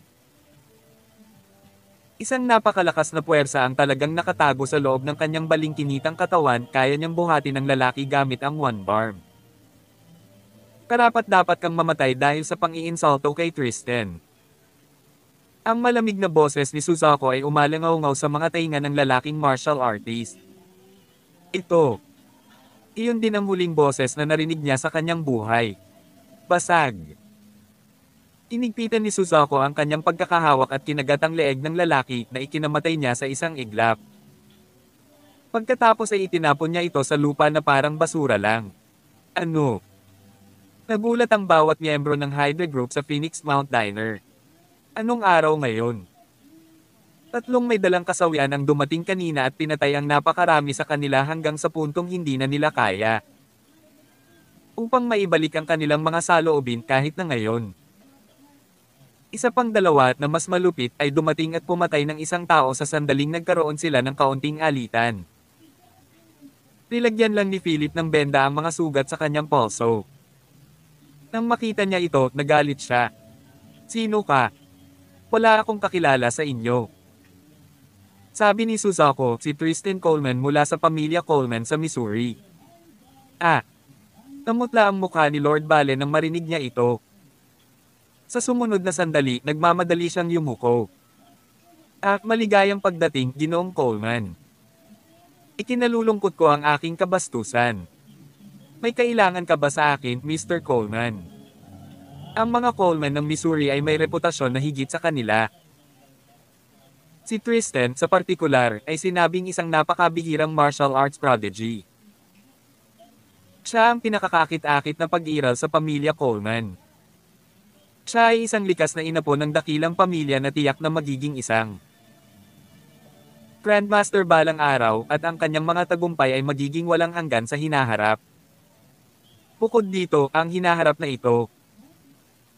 Nabalitaan kamakailan si Grandmaster na pakasalan ng superstar si Zendaya sa lalong madaling panahon. Nang dumating ang oras, ang dalawang dakilang pamilya, ang mga Coleman ng Missouri at ang mga Stormer ng Michigan, ay gagawin. Ay konektado sa pamamagitan ng kasal at ang kanilang mga kapangyarihan ay uusad sa susunod na antas. Kaya naman nanlamig ang dugo ni Philip nang marinig niya ang pangalan ni Tristan na manhid ang buong katawan niya. Dumiretso sa punto si Tristan. Gusto ko ang Sky Tower. Huling sigaw ni Philip. Nakaramdam siya ng pait sa kanyang puso ngunit hindi siya makapagsalita. Sa halip ay nagsalita si Queenie, "You're too late, may kumuha na ng Sky Tower. Tingnan mo na lang. Ulo at ang mga bangkay sa lupa." Ang mga kumuha ng Sky Tower ang siyang gumawa ng lahat ng ito. Bahagyang natigilan sina Tristan at Suzuko. Tanong ni Suzuko, sino iyon? Tawag. I-pre. I-click. I-subscribe kwentong nobela. Kabanata 666. Sabi ni Queenie, Lex Gunter of Thousand Miles Conglomerate from California. Pilit niyang kinuha ang Sky Tower. Kung hindi pumayag ang aking ninong, ang sakit na parasitiko sa katawan ng aking ninong ay magpapahirap sa kanya. Parasitic disease.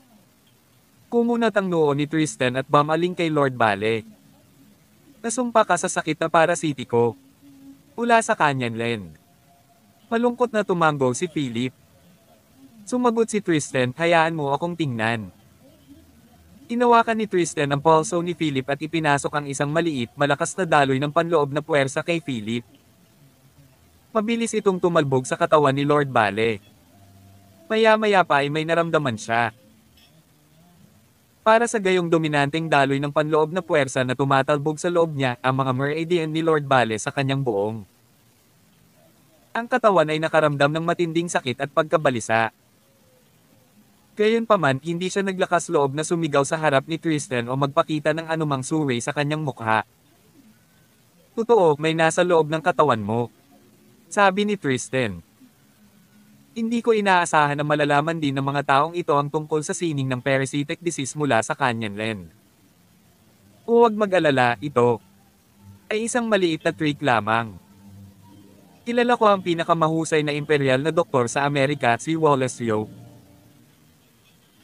Pagdating ng panahon, hihilingin ko na lang sa kanya na kunin ang parasitic worm sa iyo, ngunit ang Sky Tower ay ang regalo ko sa mga Stormers, kailangan kong makuha ito.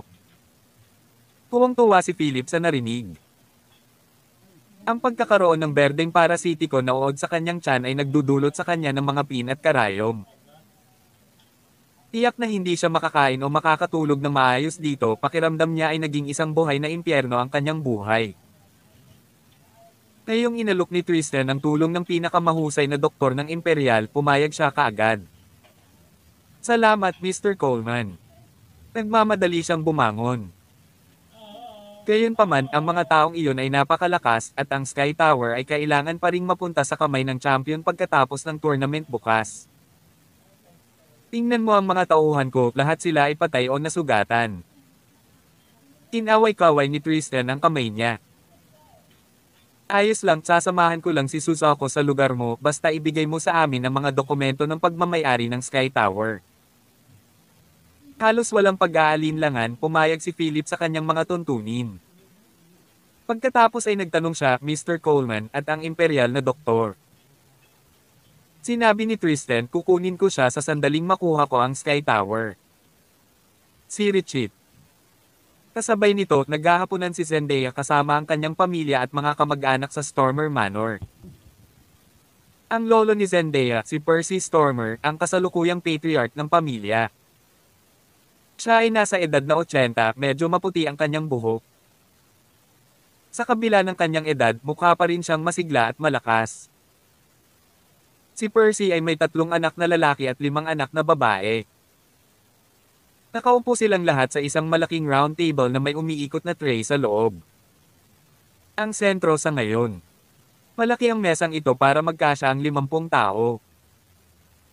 Gustong-gusto ng matanda ang kasiglahan ng isang malaking pamilya pati na rin ang sambahayan na puno ng kanyang mga anak at apo. Kaya naman, ipapakita niya ang lahat sa bawat pagkain. Nag-hire sila ng 4 na nangungunang chef para magluto para sa kanila sa kanilang manor na kailangan silang maghanda ng hindi bababa sa 50 pinggan para sa bawat hapunan. Tiyak na namumuhay sila ng marangyang buhay. Pagkatapos ng hapunan, tumingin si Percy kay Zendaya ng buong pagmamahal, labis na nasisiyahan. Daya, ang swerte mo at nakuha mo ang atensyon ni Tristan mula sa pamilyang Coleman ng Missouri. Nagdala ka rin ng karangalan sa Stormer family. Kung ikukumpara sa mga Coleman, kaming mga Stormer ay walang anumang natatanging martial artist sa nakalipas na 20 taon. Kami ay itinuturing na huling lugar sa 8 maharlikang pamilya ng Amerika. With that, nagpakawala siya ng malalim na buntong hininga. Ang iba ay tila medyo madilim din. Gayunpaman, nagpatuloy ang matanda, ngunit kay Tristan Coleman bilang manugang ng Stormer, lahat maaaring magbago. Tiyak na magiging Grandmaster si Tristan sa loob ng 3 taon. Ang pamilya Stormer ay magkakaroon na ngayon ng pinakabatang Grandmaster na kilala rin ng publiko. Ito ay kahanga-hanga. Magaling lang. Zendaya, gusto ko noon na ikasal ka kay Hunter. Hindi ko ine-expect na ganito kaswerte. Lahat ng nasa mesa ay tila naaliw at masaya. Sa kabaligtaran, ang isang kabataang babae na walang asawa at mga kasing edad ni Zendaya ay mukhang labis na nagseselos. Hindi niya maiwasang magsalita, hindi ko lang maintindihan kung bakit gusto ni Tristan si Zendaya sa lahat ng tao. Bilang isang dalubhasa sa daigdig at isang Grandmaster sa hinaharap, dapat siyang makahanap ng isang taong kasing lakas at kasanayan niya. Just look at Zendaya, she don't know jack she asterisk about martial arts. Ano ba kasing iniisip niya? Hoy Daya, ay. Ikaw ang nanligaw sa kanya. Ang babaeng ito ay si Lilith Stormer, ang bunsong anak ni Creature Stormer, ang panganay na anak ni Percy. Siya ay 24 na taong gulang at wala pa ring asawa. Gusto niyang pakasalan si Tristan ng husto. Malamig na sinabi ni Zendaya, huwag kang magsalita ng kalokohan. Sumagot si Lilith, kung gayon, bakit kanya gusto? Dapat mong malaman na ako ang unang naging ipinakilala sa kanya at hindi ka mas mahusay kaysa sa akin. Biglang tumayo si Zendaya at lumingon kay Percy. Lolo, hayaan mo na lang si Lilith na pakasalan siya, ayoko. Kabanata 667. Siyempre, ayaw talagang magpakasal ni Zendaya. Sumasakit ang puso niya sa tuwing naiisip niya si Alex. Kung kaya niya, mas gusto niyang magpakamatay kasama si Alex alang-alang sa kanilang pagmamahalan. Pulse asterisk T. Sigaw ni Percy habang hinahampas ng malakas ang mesa. Naputol ang isang maliit na piraso ng higanteng umiikot na glass tray sa mesa na kayang tumanggap ng 50 tao para sa hapunan pagkatapos ng slam, ang ilan sa mga pinggan ay natambarin. Galit siya. Isang biyayang nilinang sa loob ng 8 buhay ng mga Stormer para pakasalan ni Tristan si Zendaya. Yan ay isang kapalaran na umiikot minsan sa isang asul na buwan. Pero ayaw niyang magpakasal. She must be crazy. Pawisan ang lahat ng naruroon nang makita ang galit ng matanda. Nagmamadaling hinailan ni Kaysam ang kanya. Anak na sinasabi sa kanya na humingi ng tawad sa kanya. Sabi ni Kaysam, Dad, hindi naman sinasadya ni Zendaya na ayaw niyang magpakasal, gusto lang niyang maging mahinhin si Lilith ay parang sabik na pakasalan si Tristan. Kung gusto rin siya ni Tristan, payag si Zendaya na siya ang maging nobya. Zendaya, iyon ang ibig mong sabihin, tama ba? With that, patuloy niyang sinenyasan si Zendaya gamit ang kanyang mga mata. Si Kaysam mismo ay lubos na nasisiyahan sa pagiging Tristan. Pati na rin ang kanyang manugang. Pagdating ng panahon, magagawa niyang maging isang makapangyarihang tao na umaasa sa katanyagan ng kanyang manugang. Ang sino mang magbanggit ng kanyang pangalan ay kailangang magbigay ng isang thumbs up. Tingnan mo, ang biyanan ng mga pinakabatang Grandmaster sa Amerika. Gayunpaman, tiningnan ni Zendaya sa mata si Percy at sinabing, Lolo, gusto kong ako ang magdedesisyon kung sino ang pakakasalan ko. Anong mga kondisyon ang mayroon ka para pumayag kang huwag akong pakasalan si Tristan? Hindi ko alam kung ano ang hitsura niya at talagang ayaw kong pakasalan siya. Dahil sa pagpupumilit ni Zendaya, nagalit ang kalahati ng pamilya. Itinuro siya ng matanda, nanginginig sa galit. Alam mo bang bihira ang pagkakataong ito? Alam mo ba kung sino si Tristan Coleman? Siya ang magiging pinakabatang Grandmaster sa Amerika. Alam mo ba kung gaano kalakas ang pamagat na iyon? Pagdating ng panahon, maibabalik natin ang pamilya Stormer sa husay nito gamit ang pamilya ni Tristan. Reputasyon. Ano ang hindi mo maintindihan? Kaya kailangan mong pakasalan siya kahit ano pa ang nararamdaman mo. Ito ang iyong tungkulin, ang iyong ganap na karangalan. Isa itong pagkakataon para makamit mo ang mas mataas na katayuan. Hindi ka pa natuto ng anumang martial arts kaya hindi kita sinisisi kung hindi mo alam kung ano ang mga Grandmaster. Kaysam, bumalik at turuan si Zendaya tungkol sa mga Grandmaster. Ipaalam sa kanya kung gaano kahalaga si Tristan. Nang matapos magsalita si Percy, muling nagsalita si Zendaya pero tumanggi ako, handa akong kunin ang Stormer's Test of Hell para makabawi dito. Napasimangot ang matanda. Pagsubok sa impyerno. Hindi ko hahayaang magpakamatay ka kahit nasubukan mo iyon ngayon. Gagawin mo. Kailangan mong pakasalan si Tristan kahit patay ka na.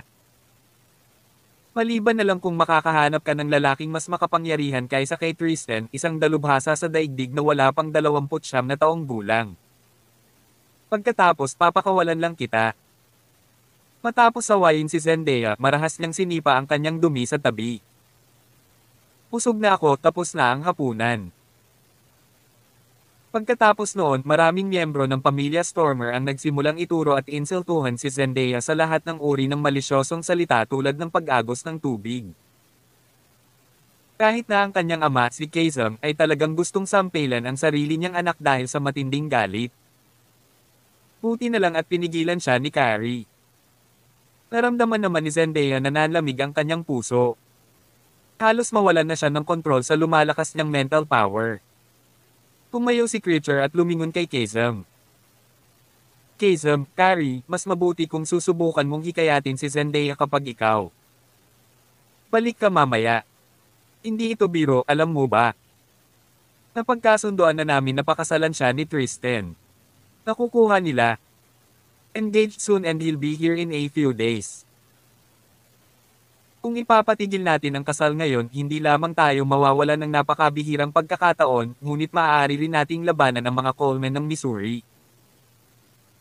Masasaktan namin ang isang magiging Grandmaster at si Zendaya ay magiging pinakamakasalanan sa aming pamilya. Pagkatapos ay ibinalik ni Carrie si Zendaya sa kanilang lugar.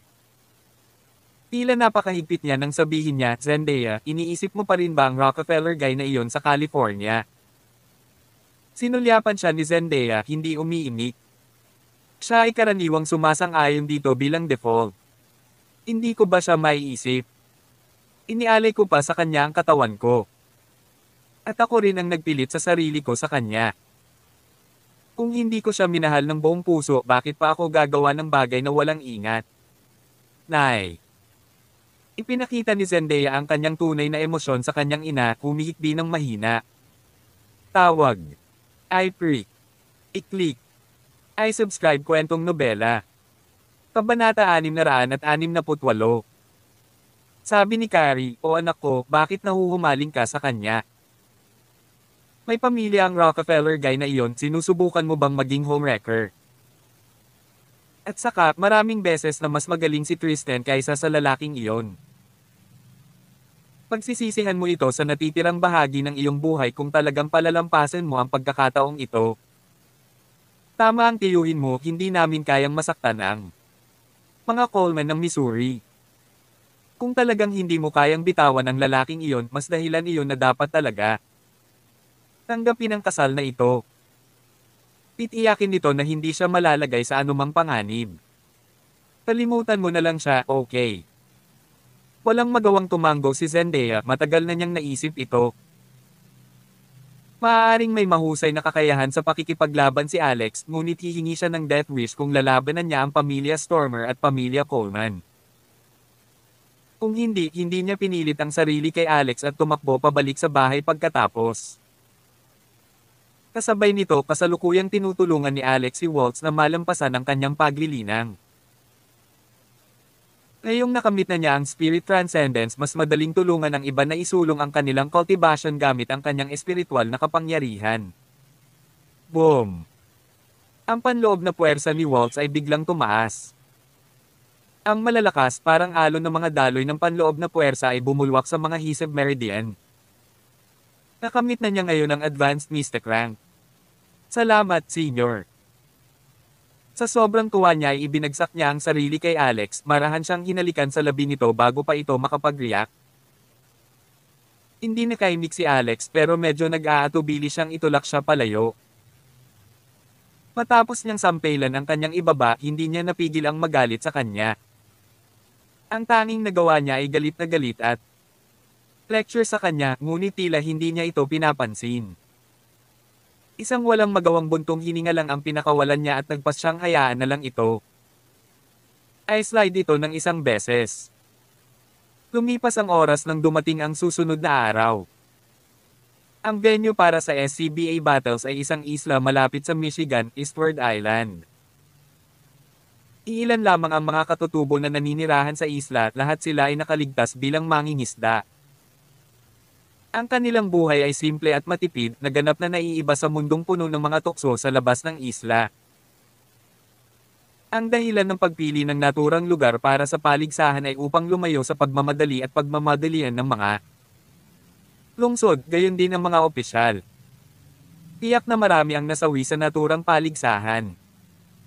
Kaya naman, hindi magandang bagay kung makakaapekto ito sa iba. Bago umalis, tinawag ni Brittany si Alex at pinigilan ito. Inabot niya sa kanya ang isang cup at isang itim na maskara habang sinabi niya ang SCBA battles ay tiyak na maakit ang atensyon ng maraming tao. Isuot ito at huwag tanggalin maliban kung kinakailangan. Pinakamabuting itago ang iyong pagkakakilanlan. Ngayon para lang maiwasan ang anumang hindi kailangang bulok. Napansin ni Alex ang medyo seryoso nitong ekspresyon kaya tumango siya. Naiisip niya ang kanyang ama na hindi pa alam ang kapalaran. Si Brittany ay medyo lihim din tungkol sa ilang partikular na impormasyon. Kahit na nagpakita siya ng matinding kapangyarihan at lakas, tikom pa rin ang bibig ni Brittany. Malinaw mula sa pananaw ni Brittany, wala pa ring pagkakataon si Alex laban sa mahiwagang organisasyong iyon. Ma, meron ka pa ba? Gusto ko rin suotin. Nakangiting sabi ni Waltz. Maganda ang mood niya mula noong nagawa niyang harapin si Alex kagabi at makamit ang advanced Mr. Crank. Gusto mo rin bang suotin? Nagulat si Brittany. Then, she smiled and said, sige, meron pa ako, dito. Pumunta ka.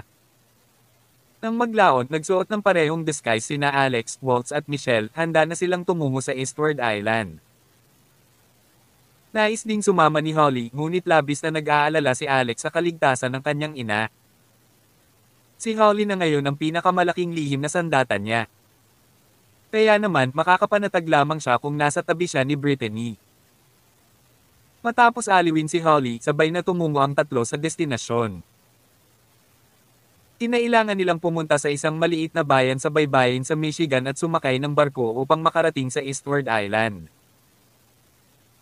Sa hindi inaasahang pagkakataon, napansin ni Alex ang isang pamilyar na figure pagkasakay ng barko, ito ay ang kanyang ex-sister-in-law na si Beatrice Essex. Anong ginagawa ng babaeng ito dito? Bakit siya pumunta sa ganoong lugar? Kabanata 669. Medyo natulala si Alex nang makita si Beatrice. Hindi niya inaasahan na makikita siya sa ganoong lugar. May biyahe kaya siya sa Eastward Island. Pero anong nakakatuwa sa lugar na iyon? Noon lang napansin niya ang ilang kabataang lalaki at babae sa tabi ni Beatrice. Nakita na niya ang dalawa sa kanila noon kaya naalala niya pa rin na mga kaklase sila ni Beatrice. Pagkatapos ay binigyan niya ng pansin ang kanilang pag-uusap at napagtanto niya na dumating talaga sila para sa SCBA battles. Panginoon, lahat ng makapangyarihan. Nabigla si Alex. Mapalad na si Brittany ay naghanda ng mga takip at maskara para sa kanila. Kaya naman, walang makakakilala sa kanya pagkatapos magsuot ng disguise. Maging sina Waltz at Michelle ay nakasuot ng parehong maskara at cap kaya sila. Hindi kailangang mag-alala na makilala siya ni Beatrice. Alex, hindi ba hipag mo yan? Bakit siya nandito? Tumigilid si Michelle at bumulong sa tenga ni Alex. Sabi ni Alex, huwag kang mag-alala, she's just a spoiled and arrogant brat. Malapit na niyang matugunan ang kanyang pagkamatay. Tumanggo si Michelle. Palagi ko siyang nakikitang kasama ang mga taong iyon. Narinig ko pa na hinahabol din siya ni Wilson Jordan pero tinanggihan niya. Hindi ko talaga siya maintindihan kung tinanggihan niya siya bakit nakikipag-hangout pa rin siya sa kanya. Malalagay siya sa gulo kung pupunta siya sa isang tahimik na primitive na isla. Gusto ni Alex na magpadala ng text kay Beatrice. Gayunpaman, ang bangka ay nakaalis na ngayon. Kahit na i-text niya si Beatrice, wala siyang magawa para makababa sa bangka at lalo lang siyang mag-aalala. Sinulyapan niya ang ilang lalaki at babae na kasama ni Beatrice. Mayroong 2 lalaki at 3 babae sa kabuuan. Naisip niya, well, she's still my sister-in-law no matter what, I guess I'll just protect her secretly. Wala na talaga akong ibang choice. Noong mga oras na iyon, napalingon lang si Beatrice, ilang segundo siyang nakatitig kay Alex. Sa katunayan siya. Kanina pa ako nakasilip dahil sa pagbabalat kayo ngayon ni Alex. Hindi ba ito ang standard disguise ng mask?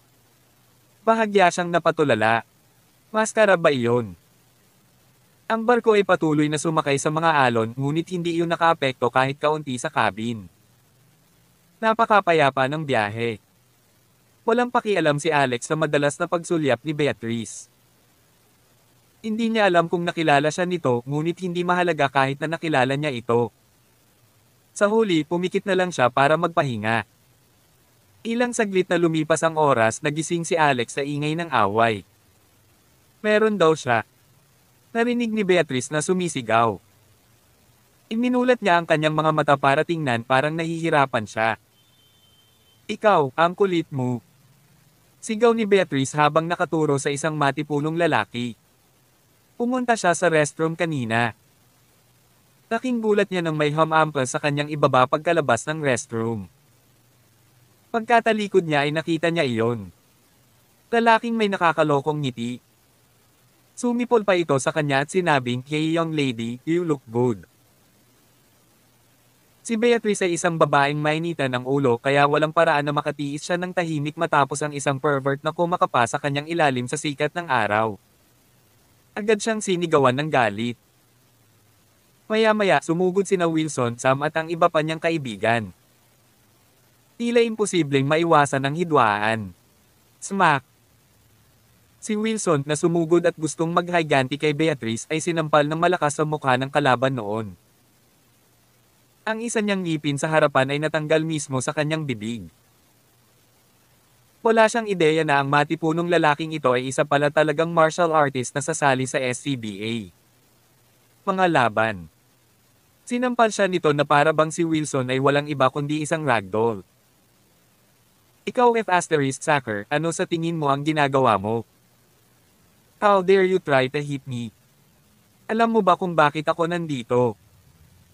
Ako ay isang bihasang martial artist mula sa Arizona Dojo upang lumahok sa paligsahan. Sa tingin mo ba matitigan man lang ako ng mga bakla mo? Koy binibini, girlfriend ka ba niya? Ano ang magagawa mo sa ganoong basurang boyfriend? Kahit ikaw. Gusto mong magka-boyfriend, kumanap ka ng katulad ko. Makakasiguro ako na gagawin kitang masaya sa bawat segundo ng iyong buhay. Halika, pumasok tayo sa loob at mag-usap. Inawakan talaga ng lalaki si Beatrice, kinaladkad papunta sa banyo. Talagang matapang at walang batas ang lalaki. Gusto rin ni Sam si Beatrice. Bagamat nakita ang maputlang mukha ni Beatrice at ang nanginginig nitong katawan nang hilahin siya sa banyo, nabigla siya sa salitang, martial artist, at hindi makagalaw, na para bang kargado ng heavy lids ang kanyang mga binti. Ang iba pang ilang babae na dumating ay hindi nang ahas na tumayo para sa kanya. Pagdating ng oras, ano ang dapat nilang gawin kung kinaladkad din sila ng lalaki sa banyo? Misteryosong sumigaw si Beatrice para humingi ng tulong. Tawag. I-pre. I-click. I-subscribe kwentong nobela. Kabanata 670. Gayunpaman, ang mga tao sa bangka ay tila binigyan siya ng malamig na balikat na parang walang kinalaman sa kanila ang bagay na iyon at sinubukan nilang ilayo ang kanilang sarili mula dito. Higit sa lahat, ang matipunong lalaki na ito ay mukhang masyadong makapangyarihan sa isang sulyap. Napabuntong hininga si Alex at tinulak si Waltz gamit ang kanyang tuhod. Napasulyap si Waltz sa kanya at napaawang ang gilid ng labi niya dahil sa inis. Tumayo siya at naglakad pasulong. Gagamit ka ba ng restroom o hindi? Pag wala ka kung ayaw mo. Sabi ni Waltz sa matipunong lalaki na halatang naiinis. Maaaring si Beatrice ang dating hipag ni Alex, ngunit nakita niya ang lalaking ito na hinihila ang isang dalaga sa banyo. Just to get his way with her maid, Walt sobrang naiinis. Ang mga babae ang pinakaayaw sa ganitong uri ng pervert na lalaki. Dapat siyang mamatay. Sa kabila nito, walang ideya ang lalaki na patungo na siya sa panganib. Nakakapatmask si Waltz, ang nakikita lang ng lalaki ay ang malamig niyang mga mata. Naturally, hindi siya mas kaakit-akit kaysa sa campus belle na si Beatrice. Agad siyang sumigaw, "Damadala ako sa banyo kaya dapat mong isara ang iyong bitag at mawala. Kung gusto mo talagang gamitin ito pagkatapos ay gawin ito dito. Isa ka lang pangit na B***. Who can't show her face, walang gustong tumingin sa'yo, hahaha." Sa susunod na segundo, hinawakan ni Waltz ang leeg ng lalaking ito kahit na mas matangkad ito sa kanya sa pamamagitan ng ulo. Siya noon. Inampes ng malakas ang ulo niya. Bam! Ang ulo ng lalaki ay marahas na hinampas sa pinto ng banyo. Ang pinto ng aluminyo halwang metal ay naging takot na gigil dahil sa impact. Nawala ng balanse ang lalaki at nawala ng malay, bumagsak sa lupa. Si Beatrice na nakatakas sa pagkakahawak ng lalaking iyon ay natigilan noong una. Tapos gumagulgol siya habang nagpapasalamat kay Waltz. Gayunpaman tila hindi siya nagustuhan ni Waltz, malamig ang kanyang tono. Hindi ko ginawa ito para iligtas ka, gusto ko lang gamitin ang banyo. At saka, wala akong ideya kung gaano kawalang utak ang mga maliliit na bulaklak na tulad mo ay mabubuhay hanggang ngayon. Wala kang lakas para lumaban pero nandito ka pa tumatakbo. Magwala ka. Ang mga salita ni Waltz ay napakasakit. Tinabi niya si Beatrice at pumasok sa banyo. Natigilan si Beatrice. Hindi niya maintindihan kung bakit siya iniligtas ni Waltz, ngunit sinabi niya ang mga nakakainsultong salita. Bakit siya galit sa akin? Bakit parang kilala niya ako? Gayunpaman, sapat na ang pasasalamat niya dahil nagawa niyang makatakas sa panganib sa ngayon. Napatingin siya sa grupo ng mga kaibigan niya. Bukod kay Wilson na sinubukang tumulong sa pagtatanggol sa kanya, si Sam at ang iba ay hindi nang ahas na magsalita. Ang ginawa lang nila ay tumalikod at panoorin siyang hinaharas ng isang lalaki. Nadurog ang kanyang puso nang sa wakas ay napagtanto niya ang tunay na kulay ng kanyang mga kaibigan. Itong mga taong ito ang tinatawag na kaibigan. Anong biro? Tinulungan niya si Wilson na makatayo sa lupa at tahimik na bumalik sa kanyang upuan. Muli niyang sinulyapan si Alex, alam niyang kasama niya si Walt sa paglalakbay. Makalipas ang 20 minuto, nakarating na sila sa Eastward Island. Ang martial artist na nagtangkang saktan si Beatrice kanina ay wala pa ring malay sa mga oras na iyon. Sinulyapan siya ni Alex bago umalis sa bangka, marahan niyang sinipa ang kanyang kaibuturan at pinasok ang daloy ng China may mga katangian ng kidlat sa kanyang katawan. Sa sandaling iyon, nabasag niya ang core at meridian ng lalaki. Ang malayang paglipat sa natitirang bahagi ng kanyang buhay ay magiging isang panaginip lamang para sa kanya mula ngayon. Pagkababa ng bangka, napansin ni Alex ang isang marangyang cruise na nakaparada din sa pantalan. Isang babae ang bumababa sa cruise noon. Ang kanyang balat ay kasing kinis ng mantikilya, ang kanyang mga pisngi ay pininturahan sa isang natural na lilam na parang nyebe sa ilalim ng ningning ng umaga. Nakasuot siya ng itim at pulang bodycon suit na medyo matalino at eleganteng tingnan. Bilang isang namumukod tanging babae mismo, nilainggan ni Waltz ang babaeng iyon. Nagtama ang mata ng dalawa pero wala.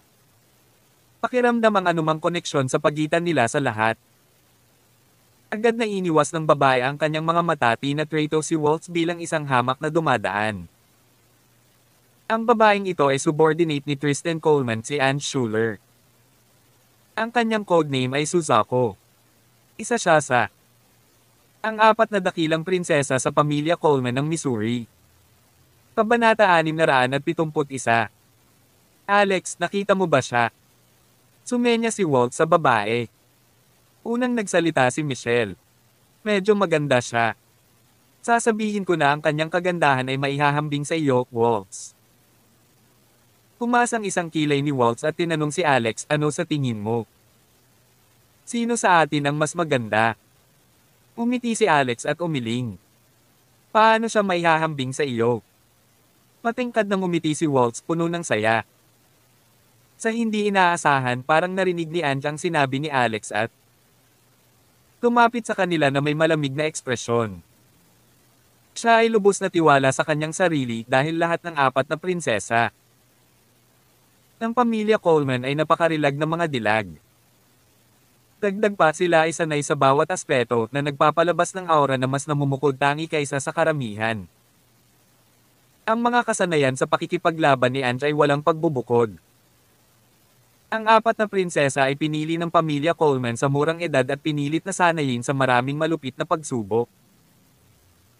Kung ang kanilang hitsura o kasanayan ay hindi nakakatugon sa mga kinakailangan, hindi sila kailanman magiging isa sa mga prinsesa. Lahat ng bumagsak sa mga pagsusulit ay aalisin kaagad. Ang tradisyon ng apat na prinsesa ng mga Coleman ay ipinasa sa bawat henerasyon. Ang kanilang mga codename ay Seryo, Baiko, Suzuko at Genbo. Binigyan si Ange ng role ni Suzuko nito. Henerasyon. Dahan-dahan siyang lumapit kay Alex habang ang nakakatakot niyang aura ay nag-iwas sa kanya ng iba pati na si Beatrice. Malapit nang lumuhod si Beatrice dahil sa aura ni Ange. Papalapit siya sa atin. Bahagyang nakaramdam ng kaba si Michelle. Hindi sinabi ni Alex ang buong katotohanan kanina. Maaaring mas maganda si Waltz kaysa kay Ange ngunit hindi siya tugma sa kanyang martial arts wise. Sa pagdama sa kanyang aura, masasabi niyang malapit nang makamit ng babaeng ito ang rango sa Earth. Kung hindi niya nakamit ang Spirit Transcendence baka hindi rin niya ito kayang labanan. Ang kanyang kamakailang mga karanasan ay ginawa niyang agad na bawasan ang kanyang pagtatangi sa lahat. Hindi naman sa wala pang mga skilled fighters doon, hindi pa lang niya nakikilala silang lahat. Uminto si Ange isang metro ang layo sa kanila. Ang malamig niyang mga mata ay nakatingin kay Alex na para bang isa lang siyang hamak na peste. Marahang bamuka ang cherry lips niya. Mag-ingat ka sa mga sinasabi mo. Pagkasabi niya ng gusto niyang sabihin ay agad siyang umalis. Pagkatapos ng lahat, hindi siya mukhang isang tao na gagawin. Uminto para sa iba. Kalmado pa rin ang ekspresyon ni Alex gaya ng dati. Napangiti si Waltz nang magsalita si Michelle. Wow, sa tingin ko iyon ay isang Italian luxurious cruise. Tingnan kung paano ito kumikinang sa lahat ng light reflections na iyon. I heard one cost 300 million, may 3 palapag din doon. Isa ito kay Mr. Vadin, ang mga gawa ng sikat na designer. Ang ganda kaya gusto ko. Nang marinig ito, muntik ng madulas at mahulog si Ange. Sinadya niyang magpalabas ng espesyal na aura ng manlalaban sa 3. Ang isang karaniwang tao ay tiyak na naapektuhan sa pag-iisip at hindi niya kayang alisin ang negatibong emosyon sa loob ng 3 araw. Hindi niya inaasahan na ang batang babaeng nakamaskara na iyon ay hindi mapakali. Ano pa, mas nakatutok siya sa Italian cruise. Bukod dito, hindi man lang kilala ni Ange kung sino si Mr. Vadin. Nako, hindi ko yata talaga maintindihan ang mundo ng mga gold digger.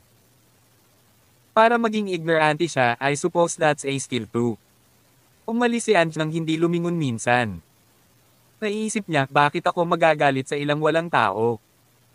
Sinusubukan lang pala ng lalaking iyon ang girlfriend niya. Dapat normal lang. Ano ba ang iniisip ko? Si Alex naman ay may ibang iniisip. Malamang nandito ang babaeng ito para sa labanan. May iba pa bang Earthrank fighters na lalahok din? Kung gayon, hindi ako sigurado kung matagumpay kung mapapanalo ang proyektong Sky Tower. Sa sandaling iyon, dumating ang isang itim na Mercedes-Benz at pumarada malapit sa pantalan. Tawag. I-Freak. I-Click. I-Subscribe kwentong nobela. Kabanata 672. Bumaba ng sasakyan sina Asher at Lex. Tumingin-tingin sila sa paligid para hanapin sina Alex at Walt sa gitna ng mga tao. Ngunit ang huling dalawa ay nakasuot ng takip at maskara kaya hindi ito isang madaling gawain. Sa huli, si Alex ang unang nakapansin sa kanila at lumapit. Si Wilson na naputulang ngipin ay tumuro kay Lex at sa iba pa. Tingnan mo, iyon ang Panginoon ng Underworld ng California, si Lord Lex ng Thousand Miles Conglomerate. Agad namang lumingon si Beatrice sa kanila, she had quite the impression of Lex after all. Ang kanyang bangungot, si Bonnie Tyler, ay napilitang dilaan ang mga banyo dahil sa lalaki. Inamin niya na ito ang pangunahin. Salamat kay Alex, kaya halo-halo ang nararamdaman niya sa kanyang dating bayaw. Si Lord Lex talaga. Pulong niya. Sino ang mga taong nakamaskara? Isa sa kanila ang nagligtas sa iyo kanina, tama ba? Hindi ko alam, ngunit ang babaeng iyon sa kaliwa ay may napakalaking boobs, gaano kada lang. Ngayon lang ako nakakita ng ganoong kalaking boob sa schoolmate natin si Michelle. Sabi ni Hugo. Look at her figure, it is quite similar actually. Ay, si Michelle ba talaga? Ang pamilya Yaul ay sanay talaga sa martial arts. Narinig kong nagsanay din si Michelle sa sinaunang martial arts. Kaya posible na sumali siya sa ganoong kompetisyon. Kung gayon, sino ang dalawa pang nakamaskara? Umiling si Beatrice. Hindi niya lubos maiisip ngunit naramdaman niyang parang pamilyar ang mga ito. Ipinaalam ni Lex kay Alex ang schedule ng SCBA battle sa kotse. Inihayag nila sa publiko na ito ay ilang exchange program para sa mga martial artists. Magsisimula ang programang ito ng alas 2 ng hapon. Pagkakaroon ng ilang mga pagtatanghal at spar sa pagitan ng mga martial artists. Naghanda pa sila ng mga premyo para dito. Ang unang pwesto ay mananalo ng premyong cash na nagkakahalaga ng $1,000,000, ang pangalawa ay tatanggap ng $500,000 at ang pangatlo ay tatanggap ng $300,000. Ang halaga ng mga premyo ay naging malaking insentibo para sa marami na lumahok. Gayunpaman, ang pinakamahalagang bahagi ng schedule ay ang SCBA battles na magsisimula sa 8 p.m. Iyon ang totoong labanan sa pagitan ng mga hayop. Sinabi ni Waltz, kung gayon, dapat tayong magtungo sa 8. Ano pa rin ang magandang tungkol sa ilang exchange program? Mas gusto kong umidlip. Hindi ako nakatulog na maayos kagabi kaya gusto kong magpahinga. Pinaikit ni Lex ang kanyang mga mata. Waltz, masyado ka bang kinakabahan na hindi ka nakatulog? Makakaapekto ba iyon sa iyong kalagayan? Sinaman ng tingin ni Waltz si Alex. Kinakabahan sa ano? Kasalanan niya kung bakit niya ako puyat magdamag. Nanlaki ang mga mata ni Lex na lilitong nakatingin kay Alex ngunit ang puso niya ay sumasabog sa tuwa. Nanginginig ang mga kamay ni Asher habang nakahawak sa manibela, muntik na niyang ipasok ang sasakyan sa kanal. Nataranta at nagulat din si Michelle. Naisip niya, nagpunta ba sa bayan sina Alex at Waltz kagabi? Wala akong narinig kahit na ano, nakatulog ba ako ng mahimbing? Tao, ako ay isang baboy. Sa totoo lang, hindi ito katulad ng ipinahihiwatig ni Waltz. Tinutulungan lang siya ni Alex na pahusayin ang kanyang panloob na puwersa kung hindi ay hindi niya makakamit ang advanced mystic na rango sa oras. Hindi niya makakamit ang rango ng Earth sa loob ng 10 taon dahil sa kanyang catamaran. Makalipas ang ilang sandali, ngumiti si Lex. Ang sarap maging bata, napakalakas at malusog ng katawan mo. But remember to not drain yourselves, you have to rest for a few days too, don't be too greedy. Si Lex ay hindi nang ahas na magsalita tungkol sa kanilang pangangailangan para sa kasiyahan kaya't itinuring niya ito bilang sakam sa halip. Inilibot ni Alex ang kanyang mga mata. Sakam. Sino pa ba ang magbibigay nito sa kanya kung hindi ako? Ang iyong Diyosa ay tamad, hindi niya nais na umalis sa kanyang kama kung hindi kinakailangan. Paanong hindi ko siya mapipilit? Kailan kaya siya makakarating kahit saan nang wala ako? Tuwang-tuwa si Lex na nagsimulang mag-isip ang kanyang isip tungkol sa maraming kawili-wiling larawan. May pupuntahan ba sila? Mukhang magiging grand godfather ako soon. Tapos sabi ni Lex, ay, nga pala, parang may trading section sa labas ng battle venue ngayon. Maraming mga mandirigma ang ipinagpapalit ang kanilang kasalukuyang mga item para sa isang bagong bagay, gusto mo bang tingnan? Tumango si Alex. Tingnan natin ang paligid. Noong una, balak lang niyang mag-window shop dahil bago ito at interesante sa kanya. Gayunpaman, hindi niya inaasahan na makahanap ng isang bagay na mabuti. Kabanata 673. Ito ay isang matingkad na pulang pamaypay, nakahiga sa isang banig na ginagamit sa mga stall sa kalye. Ang nagbebenta ay isang nasa katanghaliang gulang na lalaki na nasa edad 40. Kung mangyayari ito ilang araw na ang nakalipas noong hindi pa nakakamit ni Alex ang Spirit Transcendence, hindi siya magiging. Nakikita kung gaano kay-special ang hand fan na ito. Ngayon ay sigurado na siya na hindi ito normal na fan. Nagkaroon ng bahagyang daloy ng natural na kakanyahan sa paligid at sa loob nito. Naramdaman lamang ni Alex ang kakanyahan pagkatapos makamit ang spirit transcendence. Lumapit siya at kinuha ang pamaypay, tinitigan ito ng mabuti. Ang paghawak nito ay isang kawili-wiling karanasan habang nagsimula itong sumasalamin sa espiritual na kapangyarihan sa loob ng kanyang katawan. Sa pamamagitan ng pag-activate ng kanyang espiritual na kapangyarihan at pag-concentrate nito sa kanyang mga daliri, nakaramdam siya ng labis na pagkagulat. Nararamdaman niya ang natitirang pag-iisip sa loob ng fan. Isang espiritual na kasangkapan. Ang pag-iisip ay napuno ng tiyak na impormasyon. Nagpatuloy siya sa pagsisiyasat sa pamamagitan ng kanyang espiritual na kapangyarihan at napagtanto na ito ay impormasyon tungkol sa pakikipaglaban. Mga pamamaraan na may. Itong fan. Anong kayamanan? Excited si Alex. Hindi niya inaasahan na makakahanap siya ng ganoong kayamanan sa paglalakbay. Sa loob ng Ultimate Book of Medicine, mayroong ilan. Impormasyon tungkol sa mga kagamitang espiritual na nagtataglay ng mga paraan ng pakikipaglaban. Sa kanyang naalala, tiyak na makapangyarihan ng mga kagamitang iyon at posibleng mga overlord din ang mga orihinal na may-ari nito. Magkano ang fan na ito? Tanong ni Alex sa may-ari ng stall. Alam niyang kailangan niyang bilhin ang kayamanang ito kahit na siya ay gugulin ng lahat ng kanyang pera. Ito ay nagkakahalaga lamang. Lumapit sa kanya sina Waltz at Michelle. Tanong ni Waltz, "Kuya, bakit mo binibili itong pamaypay?" Siguradong para sa mga babae ito kaya kanino mo ito ibibigay? Sabi ni Alex, "Medyo mainit ang panahon kaya kinukuha ko ito para sa iyo. Gusto mo ba?" Sumagot si Alex, "Gusto kong fan mo ako." Umiti si Alex at hindi umimik habang lumingon sa may-ari ng stall. Napangiti ang nasa katanghaliang gulang na may-ari ng tindahan. "Good sir, itong fan ko ay hindi ordinaryong fan. Ang frame ay ginawa gamit ang malamig na bakal na maaaring manatili sa loob ng libo-libong taon habang ang mga dahon ay gawa sa balat ng hayop kaya ito ay napakatibay. Dati itong sandata ng bihasang martial artist. Kung gusto mo, mabibili mo ito sa halagang 2 milyon. Nabigla si Waltz. Ano? 2 milyon para sa isang tagahanga lamang.